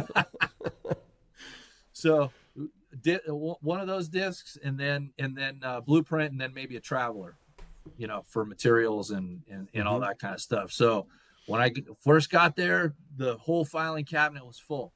Well, I'm working there, and we're working through the parts and doing all the stuff, and nothing's going in. And we get down to the bottom, and I'm like, I look over at the other guy. No, we're fine. Well, it wasn't too much longer after that. We're like, hey, we got to let you go. We don't have enough work coming in. And looking back, I'm like, we don't have enough. You don't have any work coming in. But yeah. So I end up getting let go, and I was reading CNC West magazine, which we all know and love. Shout out to Sean. He's working through some health stuff. Yeah, he is. And Sean, Sean, if you're listening to this, if it wasn't for your magazine, I would not be doing what I do today. That is 100% a fact. 100%. So that says a lot. So we'll make sure to cut that out for Sean by itself. Yeah. Yes. And I've actually I've had the chance to share with him this that I'm sharing with you too. So, but yes, share it again. So there was in the CNC West magazine, there's ads for different things, and there was companies that were looking for outside processing stuff, machining services, things like this. And then down in one of the corners, there's a black and white plain quarter page ad that says hiring CNC engineers, service technicians, sales, whatever. Guy's name George Shorts. Anybody in the machine tool world that's over 40 knows who George Shorts is. He's guys. Give me a refresher. I definitely heard the name, and I don't know who he is, and I'm so 48. he is the head hunter for the machine tool world. Okay. So like he's the Bill Selway of the machine tool recruiting world. Got it. Titan of the industry. I've definitely heard of him. Yeah. And yeah. So I kind of see what's on there, and I just see CNC. So, and he's, jobs. So I'm looking for a job. So I call him up, and I go, hey, do you ever get any jobs for machinists or programmers or whatever? And every headhunter has at least a little bit of larceny, So so he's like, yeah, sure. Why don't you send me your resume and I'll see what I got, knowing full well he's got no machinist or programmer jobs, but those are the guys that he's looking for. So he's got to play that game to at least find, to find the right people for this industry, or somebody that might be the right person for this industry. So anyways, I send him my resume, and he calls me back. And he goes, hey, I don't have any jobs that are, machinists or programmers. He goes, but I've got something that's related. Do you want to hear about it? And I was like, yeah, sure. So do you like to fly? Yeah. So he describes the job of application engineer, and I'm like, I could get paid to do that? Are you kidding me? I would do that for free.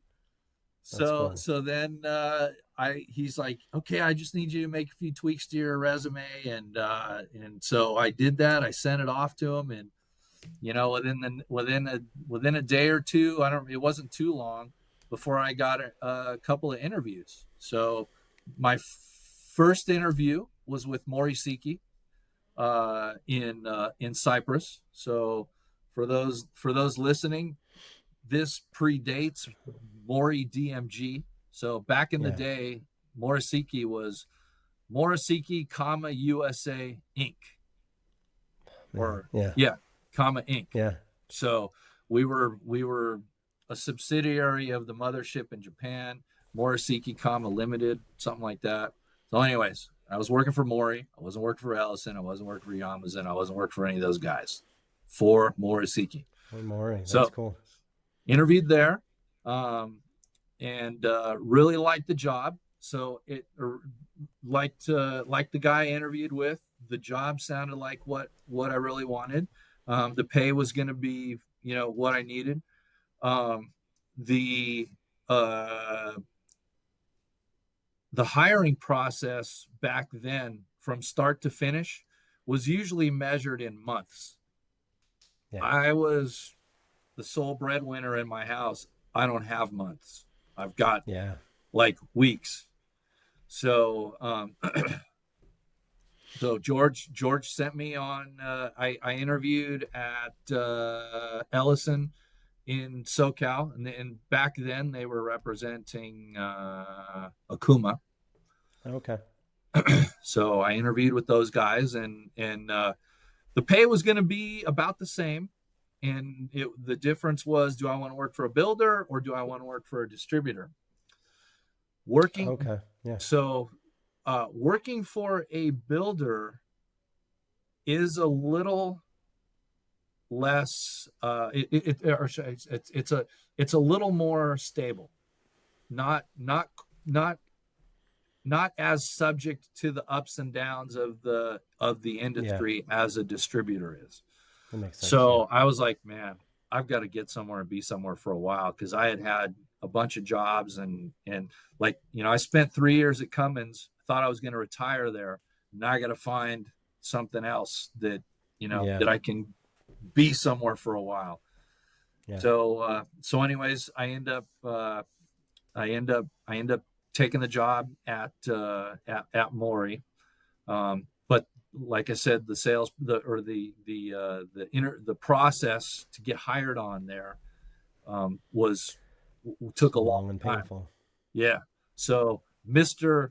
Mori. So the guy that calls himself Dr. Mori today, his dad used to sign off. He had his stamp, and he would stamp every single worldwide employee. Yeah. So that's how long ago it was. So his dad put a stamp.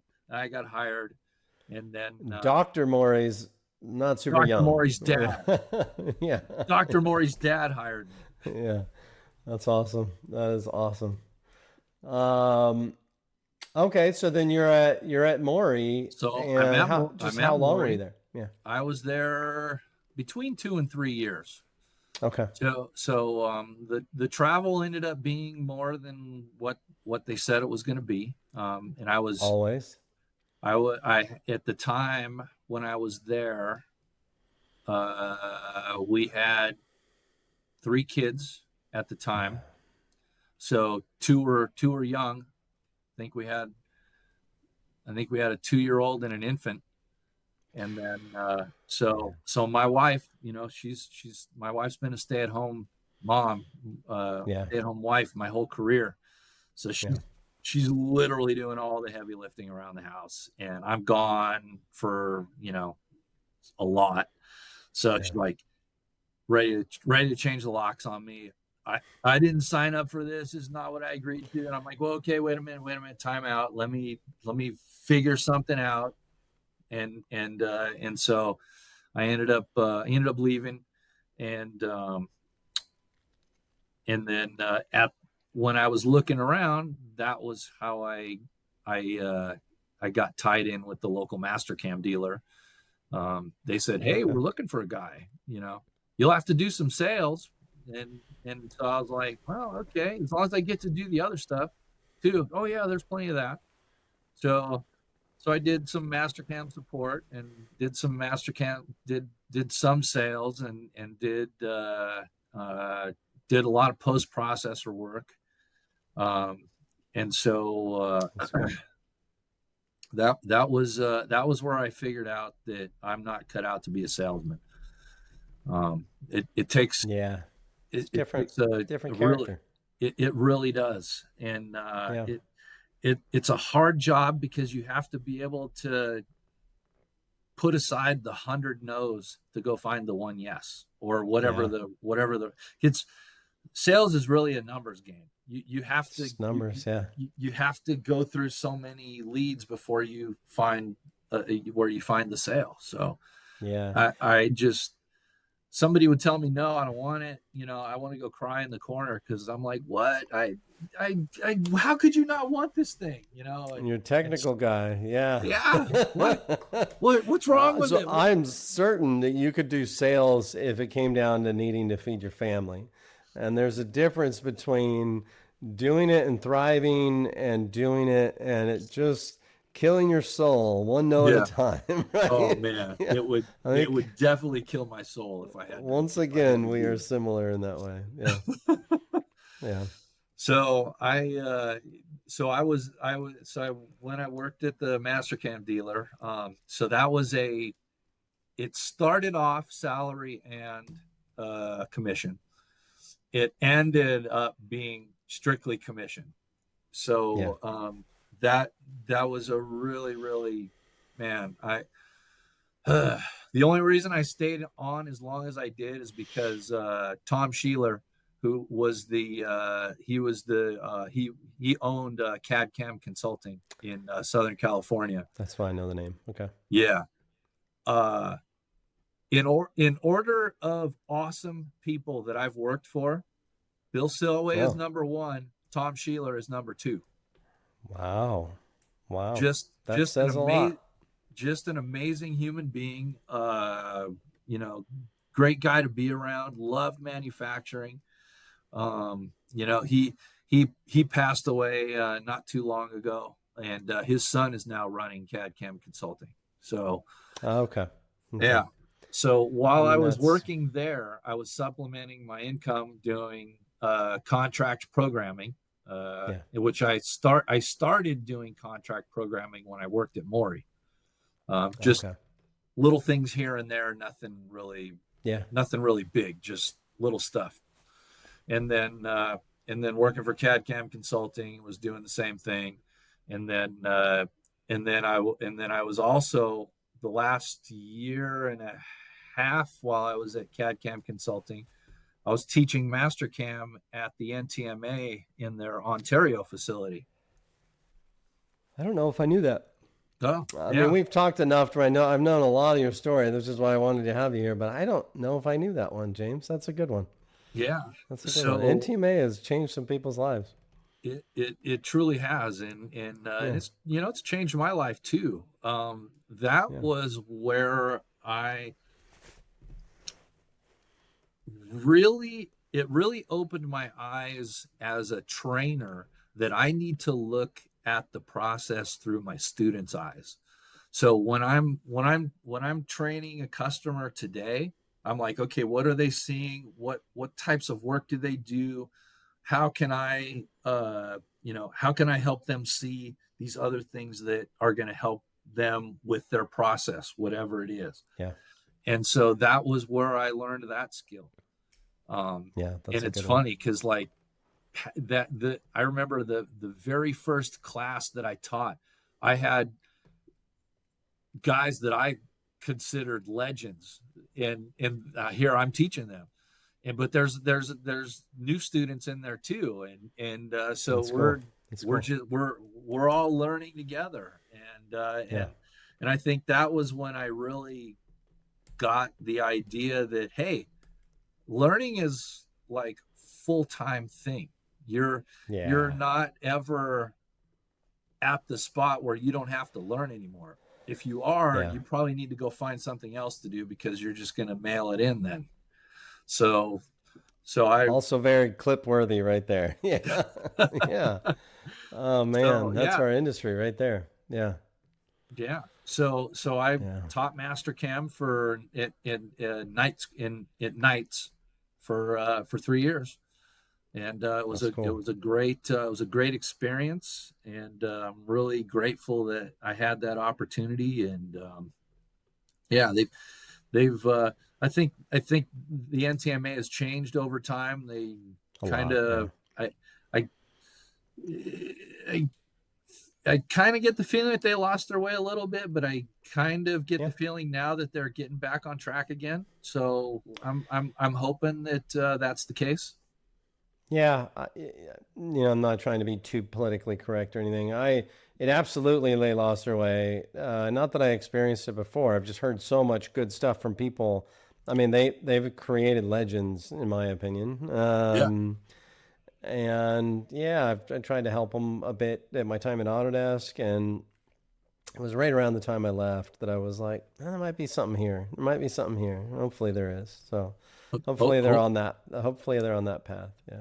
yep. Yeah. That's my hope too, because we desperately need it. We So need bad. more educational opportunities for people to learn the trades. Yeah. Speaking of legends, James.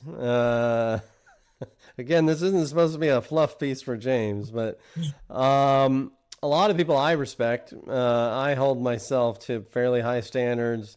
I hold people that I look up to. I don't look up to many, but I hold people that I look up to at a very high regard. I think a lot of people look at you as, top tier super geek for some really interesting brands, right? CAMplete, Matsura, Fanuc. We'll kind of leave Right. it there. Sure. What I care most about for this episode is do some self reflection. Like what do you think it is about your personality that puts you in that spot? Like people look to me as being good at certain things. I can tell you, it's not my smarts. It's like my persistence and my care, right?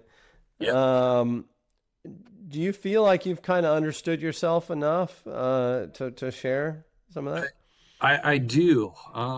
So I was fortunate in that when I got into the AE world, Mm-hmm. like I knew that that was like if we're all puzzle pieces, I Yeah. knew that that's where I fit. It fit my personality, it fit my need for constantly doing new things with new people. Um, so it kind of it this job feeds that.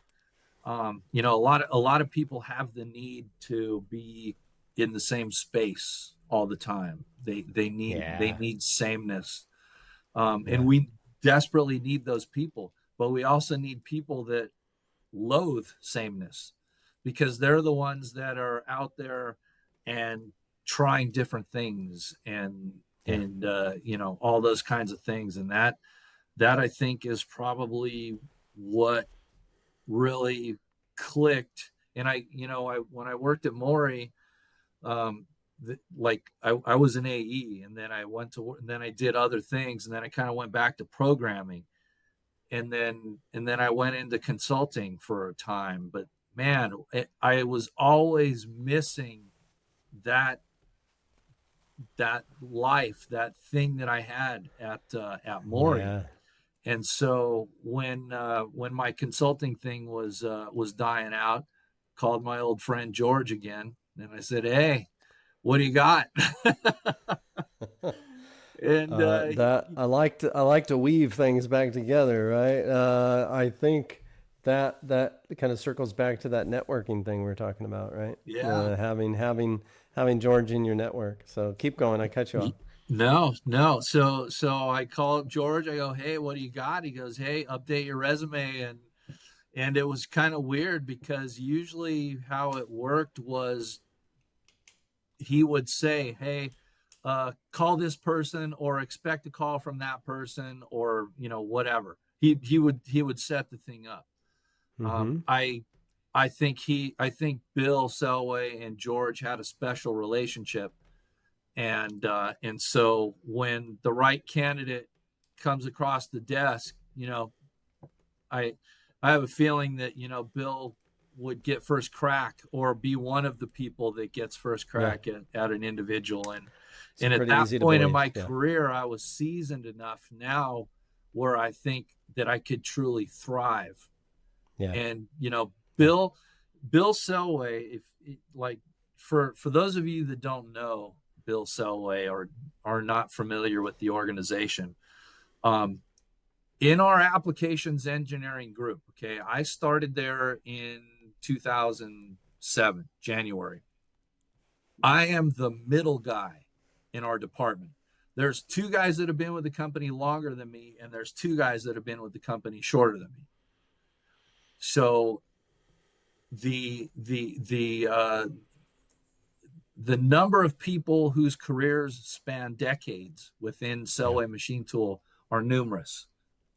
And so knowing that, Bill really did have to take a chance on me because he wanted long-term employees. And I had really only been a couple of places long-term, and, a couple of things didn't go my way, but, a couple of decisions I made, I had to, do something else. And so he had to take a risk on me. And I am grateful to this day. And every single day I try to earn that opportunity. And yeah, I wish I knew Bill longer, as probably everybody can say that has known Bill. I don't want to pretend we were best friends, but I've had some pretty good one-on-one moments with him, and I can clearly say my life is better, because of that time. He's a special dude. I'm not a jealous type, but I'm a little jealous of all your time with him. Yeah, and then I feel like I didn't get enough time with him either. But the time that I spent with him, I didn't understand what a real mentor was until after Bill was gone, because I looked back and I was like, oh, this is what he was teaching me. Oh, this is what he was teaching me. Oh, wow, he taught me that. So, I had a couple late nights with him at an important time at my time at Autodesk, and it was just like he knew what to say at the right time and all that. And a true mentorship is an organic thing. It's not, I'm going to sit down in the classroom and I'm going to be your mentor. That's, I mean, not to say that mentorship can't happen that way, but I think the long-term substantive mentoring is organic. Yeah, I agree.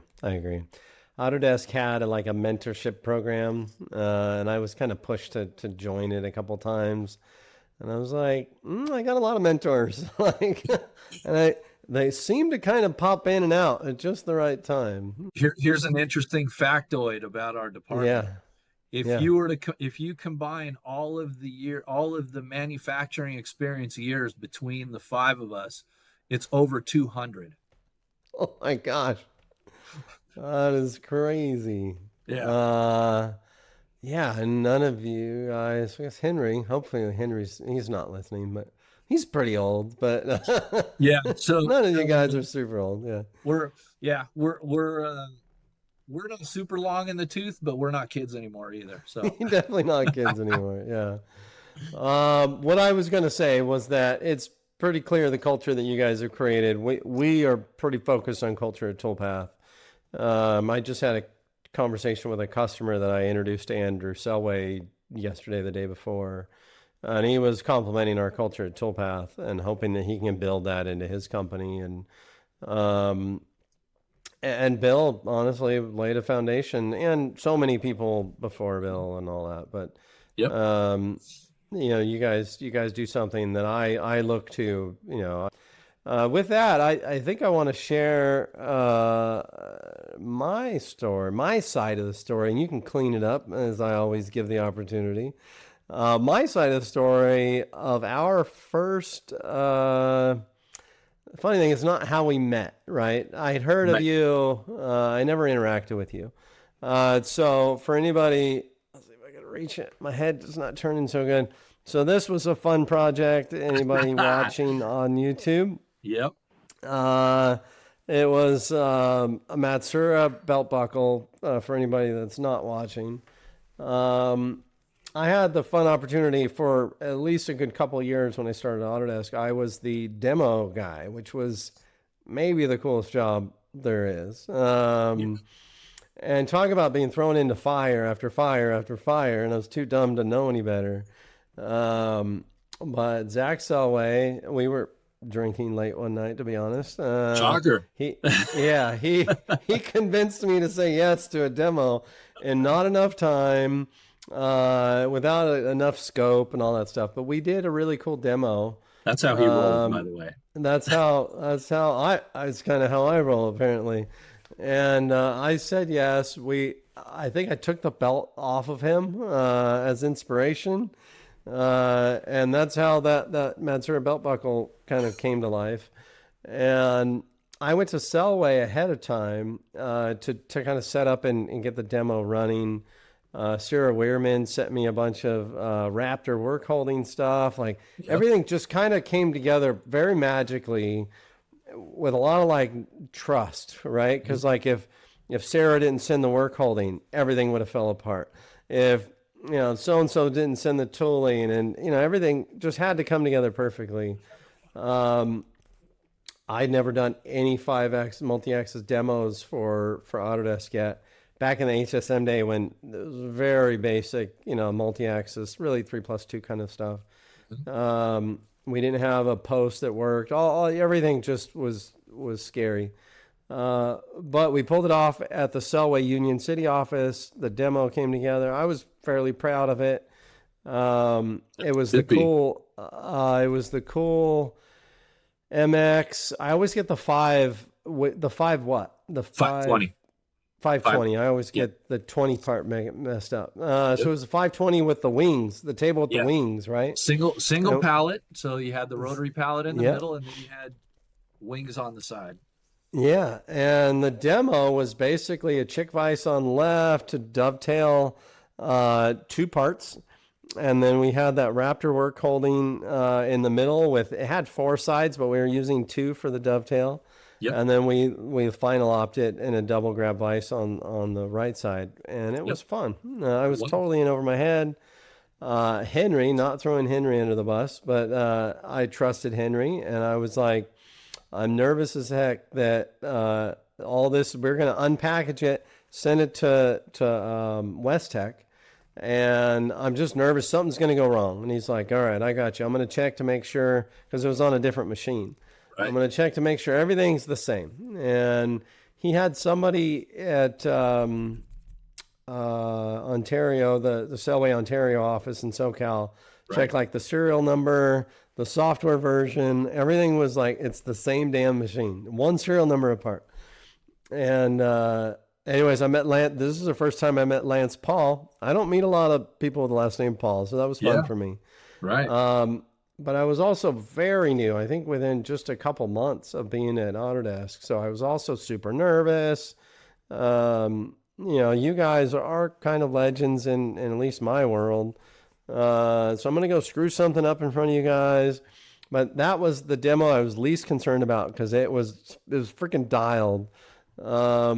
That was one of my late nights with Bill Selway, was up at the Union City office. He was kicking me out at like 9:30 at night. And so we show up. I've got a UMC demo to run to get set up in the Autodesk booth. And then I got to just quickly, it was like in my dumb little brain, I was quickly going to do the Matsura one because that's the easiest one. And everything went wrong. Everything went wrong. And you guys, I missed West Tech this year because dealing with my broken neck and all that. Right. But I saw you guys pulled some late nights, and it just reminded me. I sent you and Lance a fun text message. But here's where you come in: is Lance was supposed to help me get the Matsura demo. He also had lots of other stuff to do, right? And first freaking thing, I go to put the work holding on. Metric freaking T-nuts. So the tables were like imperial and then metric. And I was like, damn it. I think we machined some T-nuts on the UMC back of the Autodesk booth, got that going. And then it was just like one thing after another. A tool got broken in transport. We dealt with that. And the coolest part was Lance was just like, dude, it's fine. We'll get through it. The whole entire time. Yep. It was like our first big project with Selway together. My boss, also super cool, John Ott, but he's also like freaking deliver guy, right? Right. So Yep. he's like, why is this not going right? And Lance just kind of helped everything come along, and then we go to run the program, and the table, the trunnion was rotating the opposite direction. Right. Same damn program. And I look at him, I'm like, can you fix this? And he was like, nope. And he's like, let me call James. And I was like, oh no. And I was actually thinking to myself, like, James is going to think I'm a freaking moron.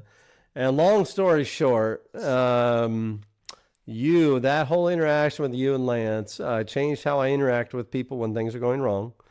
I probably was okay before, but my boss gave me $1,000 cash to bribe the people at the convention center to keep open, keep the air on, keep the power on, and all that. And Nice. Lance was like, "We've got all night, man. We're gonna stay until we get this thing fixed. If you're here, I'm here." Yep. Yep. And 2,000 calls later, you were calling people in Japan, like you were having Lance go through like ladder tables. You were Oh doing man. crazy, CAMplete magic. Long story short, we got it done. And I remember Bill Selway came up to me the next day and was like, I know you guys put in some work. I just want to thank you. It was just very simple, clean. Thank you. I knew it meant a lot. Yeah. And he's like, that's why we're working with you guys. And I was like, okay. And since then, we've stayed in touch, and it's been a fun relationship. So, Yep. Indeed. uh, the main takeaway for me was just everything's fine. I had a friend who lost his son that used to say, like, there's no blood on the ground. Everything's going to be okay. But you guys just had this, like, hey, it's going to be fine. We're just going to keep working at it. Yep. And I've had that same kind of mentality since. That's So, that's every show. I mean, I yeah. I think That was my learning of that. But yeah. yeah, this year, you know every show I'm like, oh man, I don't know if we're gonna get it done. I don't know if we're gonna get it done. And when we had this year at West Tech, um, our time to do stuff was compressed more than it had ever been in other years. Really? Yeah. Yeah. And I was like, in my mind, I'm like, man, this may be the year that we don't pull the rabbit out of our hat. And I'm like, Mm. man, this is gonna suck. And but they we ended up getting some bad information. Somebody told us, you had to be out of there at 5:30 or whatever, and no, that wasn't the case. You just you can't come in after Can't leave and come back. 5:30. Yeah. Yeah, you Yeah. can't leave and come back. If you're here, you're here. And once you leave, you're gone. And so I'm like, all right, Yeah. man, I can grind. I can grind, man. Yeah. I can work over 24 hours straight if I have to. Yeah. Still Yeah. don't like to, but I can. So That's a common thread. If anybody's looking for threads to something that looks like success in this industry, or I would argue any industry, that persistence over anything yeah, is something that has always served me really well. So, yeah. James, I you're hate to say that failure is not an option because to me that's like when people's lives are literally on the line. This is yeah, not yeah, that. The world yeah, will not end if we don't get a demo done. The world will not end if we don't get this thing set up. Is it going to be bad? Yes, it's going to be bad. But like you said, there's no blood on the ground. We're all good. yeah. But I still like to treat it like we can't fail. Yeah, okay. So you were like, if you're watching, I got some dirt bike. My dirt bike days are over, unfortunately. You were at probably the hardest thing I've ever physically done. I did a 24-hour dirt bike race, and I went through some emotional swings to that. But the reason I brought it up was I was the only dude. I was 45. I was the only dude over 29 that entered the Ironman class. Uh, and I remember telling a bunch of people that were asking if I was going to win or whatever. I'm like, whatever happens, happens. I'm putting in a winning effort. That's what I'm putting in. Like, Yeah. I'm putting in winning prep. I'm gonna go until I feel like I can safely, keep riding. Right. Yeah, and that's kind of how I approach so much of what we do in our jobs, right? Yeah. Let's go a little different direction. So I think I can tease it out publicly because it's not, this gets a little delayed time, but um, our crazy CEO, Al Whatmo, which we both love, Yeah. came up with this crazy idea to do basically like a machining summit at Mammoth Mountain, California. Yep. Um, I don't really need to sell the pitch, but the basic idea is that great things happen when great people get together. Indeed. Uh, he's reflecting on like the best conversations he's had were like on a chairlift, waiting in coffee lines, whatever. Yeah. So he's pulling together kind of magically this pretty awesome event, machining summit at the summit, something like that. Yep. And he and I were talking about, who's going to come do it. So the basic idea, spend the morning doing it's coming up in April. Spend the morning skiing with 100 machinists or a couple hundred machinists, however machinists show up. Shop owners, stuff like that. Have great conversations in the morning. And then in the afternoon, we spend doing some like cool panel conversations, sharing knowledge, stuff like that. Yep. And then have fun in the evening. So your name came up, and I hope I'm not screwing this up because I'm a Nope. little detached from it. But Yep. you are going to be on one of the panels. Is that right? I am going to be on one of the panels. I just signed up, my wife and I, tonight, so we're Awesome. like officially there now. Awesome. Awesome. Um, Carol and I will be there. cool. Uh, Carol here 99.9. What's that? is Carol a skier? She has skied. I think if you couldn't guess, I am not going to be skiing. Good for you. I wasn't going to let you anyways because I like Yeah, you too much. my Uh, surgeon definitely would not approve. no, But I think Carol will probably be hanging out. We'll have non-skiing options for people.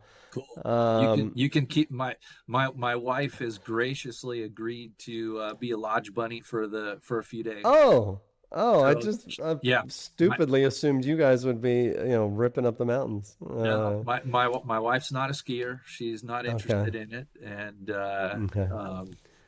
yeah. So Well, I'm she'll gonna have ski. company with. Yeah. Good, good. Mammoth Mountain is. I get kind of goosebumps. I used to race mountain bikes. I had some of my biggest, best, and worst moments at Mammoth. I did some awesome things and some terrible, not as bad as my recent stuff, but it's a freaking special place. If anybody hasn't been there, I'm not Yep. really here trying to push that either. But that was me kind of transitioning to. We have some amazing people on the panels: Carl Bass, Jay Pearson, John Saunders. I don't want to screw the rest of the list up, but it's Yeah. Jim from Sincut Sen's going to be there. Um, so let's talk a little bit about kind of bigger picture industry stuff. You've seen in your many years in the industry, you've seen some trends come and go. I'm not asking for any real crystal ball type stuff, but Good, where do because you my see the crystal ball machine? is terrible. Here, one thing I'll share. We were talking about West Tech a minute ago. I was starting a machine shop for L3 Communications, a big defense contractor, in let's just go with like late 2011, early 12. I was just starting the shop, so I had a VM3 with basically all the options kind of specced out. And then I was thinking ahead, like how I'm going to build out this shop. And we were playing with budgets and whatnot. And I told my boss, someday we're going to be getting a 5-axis machine. At that time, they were definitely all over the place, but it was like baller high-end shops. Impellers was what everybody was talking about. But I remember telling them, like, everything we do has 6 to 12 operations in a 3-axis machine. Yep. Really, we just need some 3+2 stuff on these machines. Yep. When is West Tech normally? What month, roughly? Well, so it used to be, so back then, I think it was in March or April. Okay. I was gonna say, and then this Yeah. year it is different. Okay. No, yeah. So They've changed it now to be like September, October-ish in that Okay. time frame. But yeah, back in the day, it Okay. used to be in March, April. So that's when it was back then, and I walked into IMTS, West Tech, and Haas used to be like big dog in the front, and the machine they had was the very first UMC 750, and it was, I call it the toilet bowl design, that I don't think really saw any sales, but it was a single supported trunnion type thing, and there's a big group of people around, and the price tag, who cares what the price was, but it was basically what I was buying a VM3 for. Yeah. And I remember, like, I think my life kind of goes by little milestones or moments, right? And I was like, the world just changed. And that was, to me, like, to kind of tie this back into what we're talking about with kind of where things are going.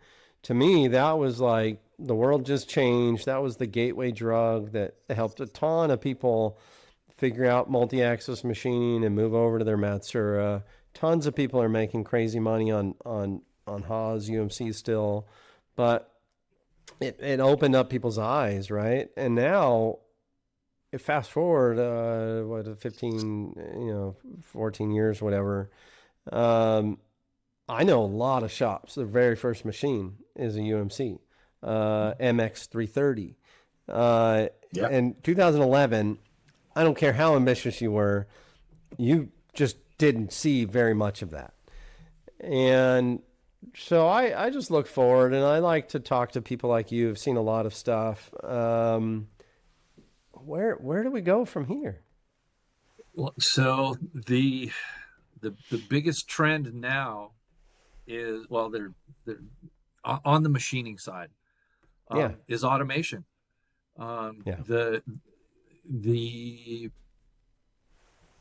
reality is we're not keeping up with attrition in the industry. We're losing more people than we're gaining, and we since we can't get bodies, the only other option is for us to automate, and elevate the guys that we have, or guys and girls. We don't discriminate. Elevate all the people in there to teach them about automation, how it works, and what the things you got to pay attention to, what are the important things, what's not important, things like that. Because when I first started at Selway, I want to say that probably of our multi-axis machines, so 4-axis, 5-axis, of those categories, it was probably somewhere between 70 and 80% were horizontal or 4-axis. Yeah. Okay? Today, and then 10%, the remaining percentage was 5-axis. Today, that is flipped inverse. It's like I've seen numbers of different big Haas dealers and people saying, dude, we're selling more UMCs than we are the VF2SS, which was like the Toyota Camry, right? Right. And that's really exciting to me. That's super exciting to me. What a lot of people still, and we're still having some of the same conversations today that we were having Yeah. in, like 2007, 2008, 2009, in that time. I don't do 5-axis Yeah. work. I don't do impellers. I'm like, well, do you have multiple vices on your table and, Hmm. attack the part from different sides? Do you have to do that? Yeah. Okay. All day. Well, Yeah. I can do it what if you could do that in one operation or two? Yeah. Would that Yeah. make you more efficient? Would that help you maintain tighter tolerances? All of those things. And they're like, oh, I guess never really thought about it that way. Yeah. So Yeah. Um, yeah. So for me, this kind of general topic, and we don't need to flesh the whole thing out, but that's kind of what I was looking for. I break it into like, what is it? It's like recruitment and training.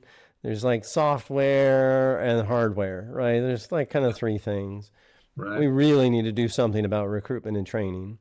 That we're 2 hours in. I don't want to make this a 5 hour podcast. But yeah, we're Well, it's and a need. so many shops that we deal with shops at Toolpath. We deal with shops that are trying to figure out their bottlenecks and break through their bottlenecks. So they're talking about equipment. They're talking about the software that we have. Um, it's just that's a whole topic that actually I would love to have a whole nother conversation about that. Software, to me, yeah, you speak on software. I'm not trying to prime you to talk about Toolpath or anything, but do you have any perspectives of where software should be going? Yeah, we'll leave it Well, at that. I think what you guys are doing now is the right approach and the right mindset. Um, Being as old as I am and seeing the things that I've seen, I'm old enough to remember that Step NC was going to be everything else was just going to die on the vine, and Step NC was going to save the Yeah, world. And yeah, I know companies threw gobs of money at it, and it just never panned out. And I think the only thing that really panned out on is the neutral format CAD file. That step oh yeah, files are like the standard now. That yeah. you don't About time. Yeah. you typically don't lose solid faces. You Oh typically man, don't open up rats' nests and things like that like you do with I just. I And forgot about so, those days, to be honest. oh man, those days are why I'm as good at CAD as I am, Yeah, because I yeah, had no choice. I open up a rat's nest and I've got to unravel it and go, what's this part supposed to look like? And I got to yeah. retrim surfaces and blends and do all that stuff. That's where I cut my teeth in the CAD world. So I had some CAD legends, like real CAD legends, from different brands. Tell me at one time at a bar, some of the best CAD people they've ever worked with were really machinist CAM people, and there was all those reasons. It was all those reasons. yeah, and I I think the forgot other about that. reason too is because when guys like you and I look at a part, we look at how a tool is going to interact with that part. Yeah, And a designer usually that's not their focus. Their focus isn't manufacturability. Their focus is, form, function, aesthetics, things yep, like that. And that, don't get me wrong, that has its place. But mm-hmm, it if you're going to manufacture something, you have to consider how a cutting tool, how an electrode, how a yep, wire, how all of these different manufacturing processes are going to interact with that piece to end up yep, with what the designer intended. yeah. I probably have shared it before, but I've used 7 cam systems in industry. Uh, Two of them were supposed to be automated, cam. Um, I I was pretty broken of that concept. Part of what I did at Autodesk was like evaluate technology.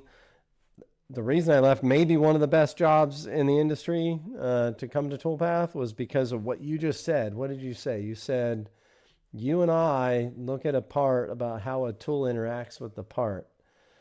And when I was evaluating Toolpath, I was like, this feels right. This feels like the way I think. Yep. Um, and hey, I am. We have some arguments at Toolpath about who's the biggest Toolpath critic. Sure. I say I am. Andy and I are battling for who the biggest critic is, but It's good because um, that's what makes the product better. That, yeah, yeah. you And know, and the fun thing is we both have a different perspective, right?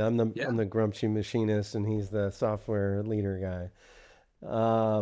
But we have a long way to go. Velocity's the thing that was never fast enough. I think we've made an amazing amount of progress, but talking about velocity, like multi-axis stuff, is the thing. Like we can't get too fast enough, and then I feel like we don't deserve to get there until we do, the table stakes stuff first, right? yeah, So the good news is we already mentioned earlier in the podcast. I'm very excited about what I'm playing with right now. We had a freaking customer. Shout out to Mark if he's listening. He's like, why can't I just take your 6 setups and just make them tool orientations? And I I shit you not, James. Like I'll make up the time. A couple hours later, the dude is sending us a script that you run in Fusion that basically automates that. And I was like, dude, this is awesome. Uh, I wow, said, I said a long time ago when I was building, part of building Fusion, was like, we hit a really interesting velocity when like independent companies start training Fusion. We're not having to yeah, like beg or yeah, bribe them to.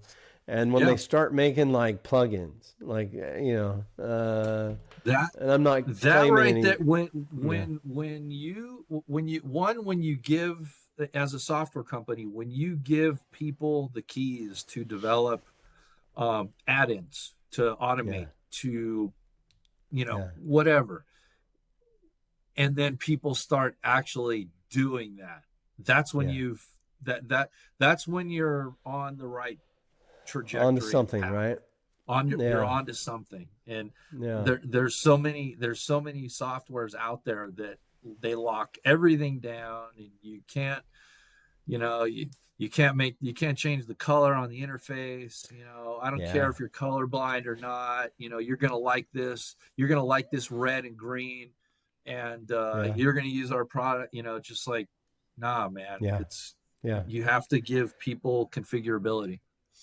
I agree. I agree. That was, I'm not claiming any victory or anything, but I was like, ooh, ooh.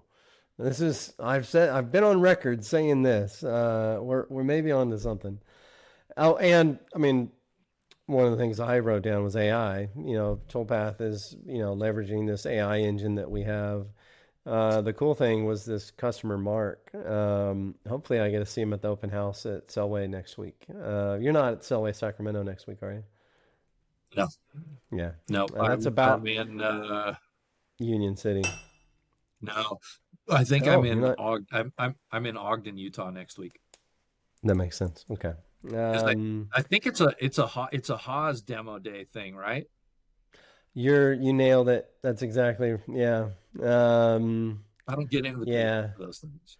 I'm excited that freaking Selway Sacramento's doing it because that's a little past my radius, my allowed travel radius. So, Right, right. but it's within my thing. So hopefully I meet Mark next week. We've been Yeah, Instagram friends for a while.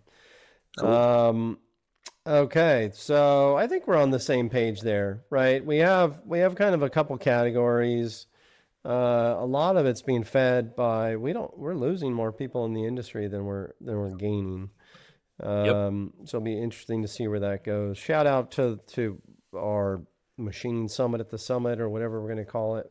Pay attention for some some more information on that. That'll be really exciting. I think what we're trying to do as Toolpath is just pull the community together. Bill Selway used to do this amazingly, right? Is like Yes, just get awesome people together and awesome things happen. And indeed. Al is shout out to Al. He has a similar Yep. leadership. So He any does. I always take away good things when I talk to Al. Maybe it's yeah, something to think he's about. Maybe it's something I need to do. Whatever. yeah.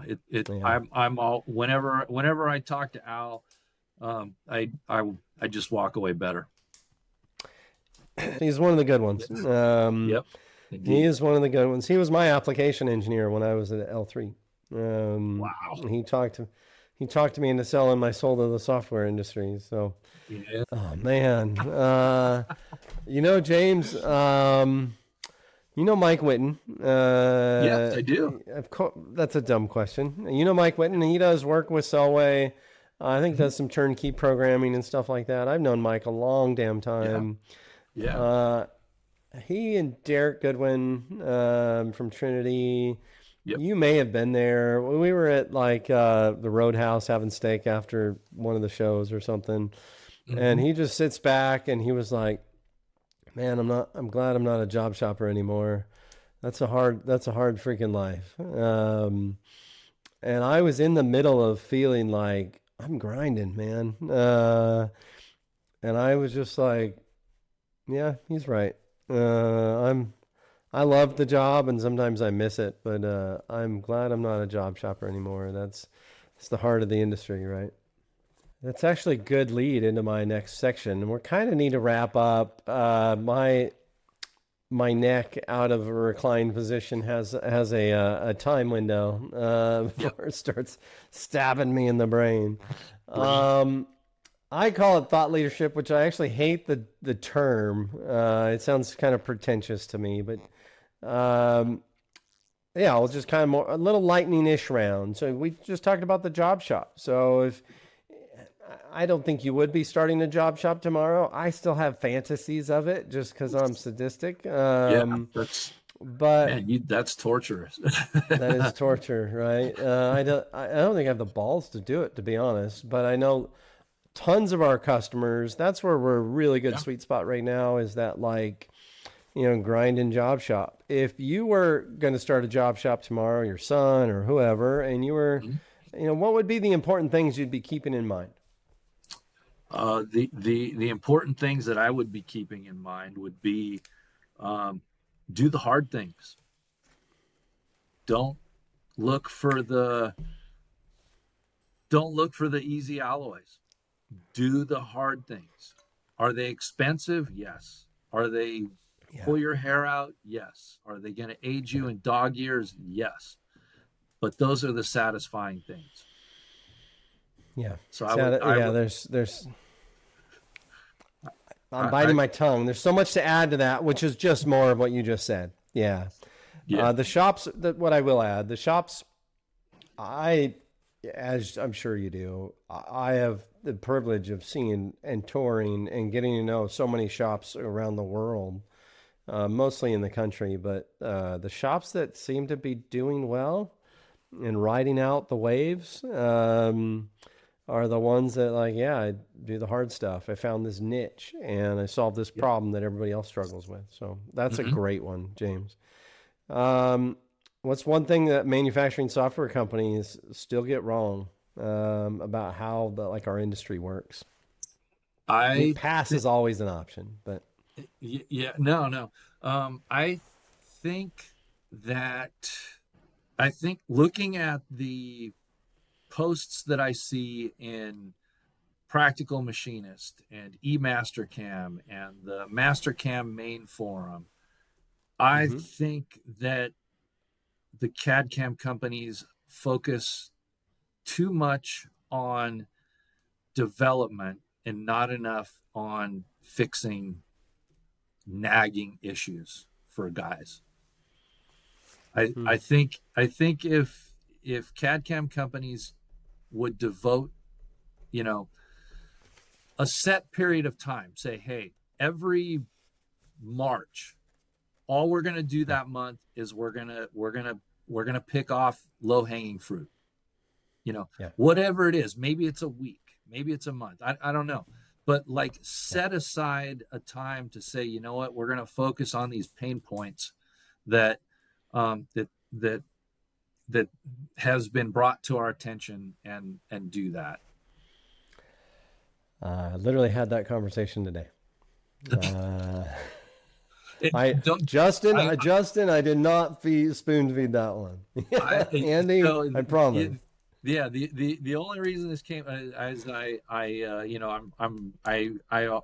frequent a lot of internet forums to one to get the pulse, stay connected, and help people if I can or whatever. But like there's just been things that it's like, man, that I brought something to Mastercam's attention recently that has been a problem for way too long, and there is not one good reason why they can't fix this one thing. Not one.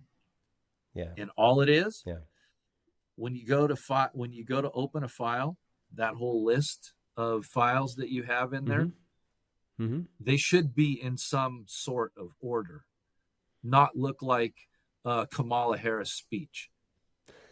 Just word salad all over the place. There should be some semblance of order in that thing. Love it. Yeah. It seems reasonable. As someone who evaluates requests, it seems pretty reasonable. So I was working on something, and I had to open a whole bunch of files, and I'm like, I was just so angry. I'm like, that's enough. So I went in there and I posted in them. I'm like, you guys have got to fix this. I don't want to hear it anymore. You have got to do that. And a few people piped in. They're like, yeah, man, you need to fix that. So if I see it in my lifetime, I'll be happy. I think that is a good one to end the official part of it, this podcast. I want to follow up with a couple, just more personal. Let's see how many I want to give you at once. What's consuming your off time these days? Any professional or even personal projects that you're fired up about? So, consuming my off time, reading a book. It's called Need to Lead. It's written by a former Top Gun instructor, pilot, and CO. The guy's name's Dave Burke. So it's a leadership book, but it's more of his failures and what he's learned and what those failures taught him. And so, like, I fail early, I fail often.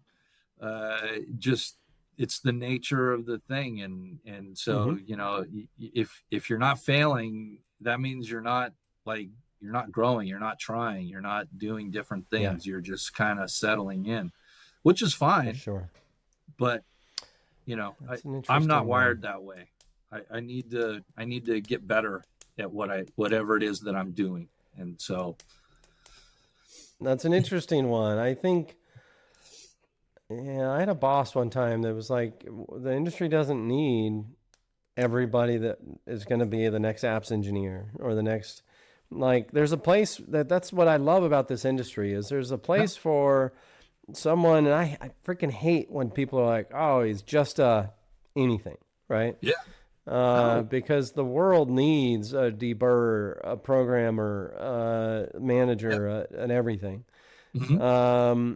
Now I'm wired differently, and that comes with actually pluses and minuses. So I love that. I added that to my listen list. I'm a gooder listener than I am a reader.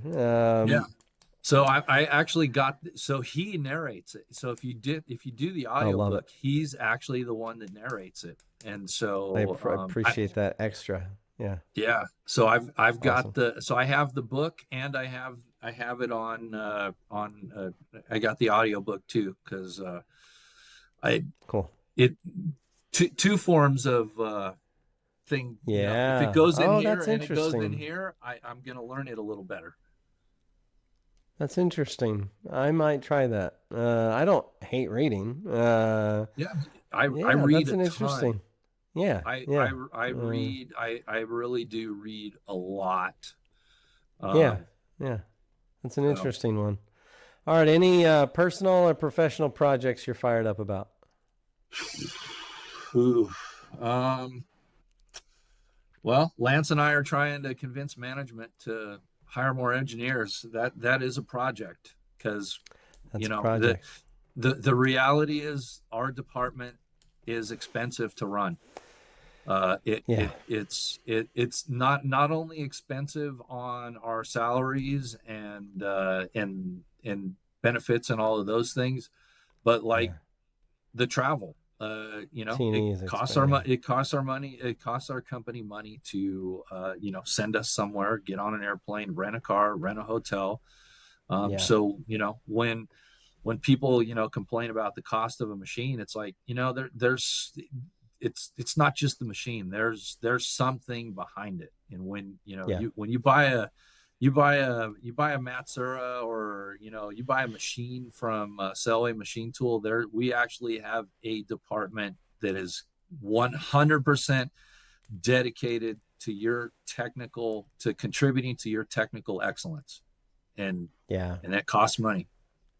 I like to think we can share similar at Toolpath. But did totally different dynamic, but we've uh, in unbound what appears as a tech startup software company, it appears as a pretty unbalanced technical people to support the company and support our customers. It's pretty uncommonly high as a support and tech people to customers.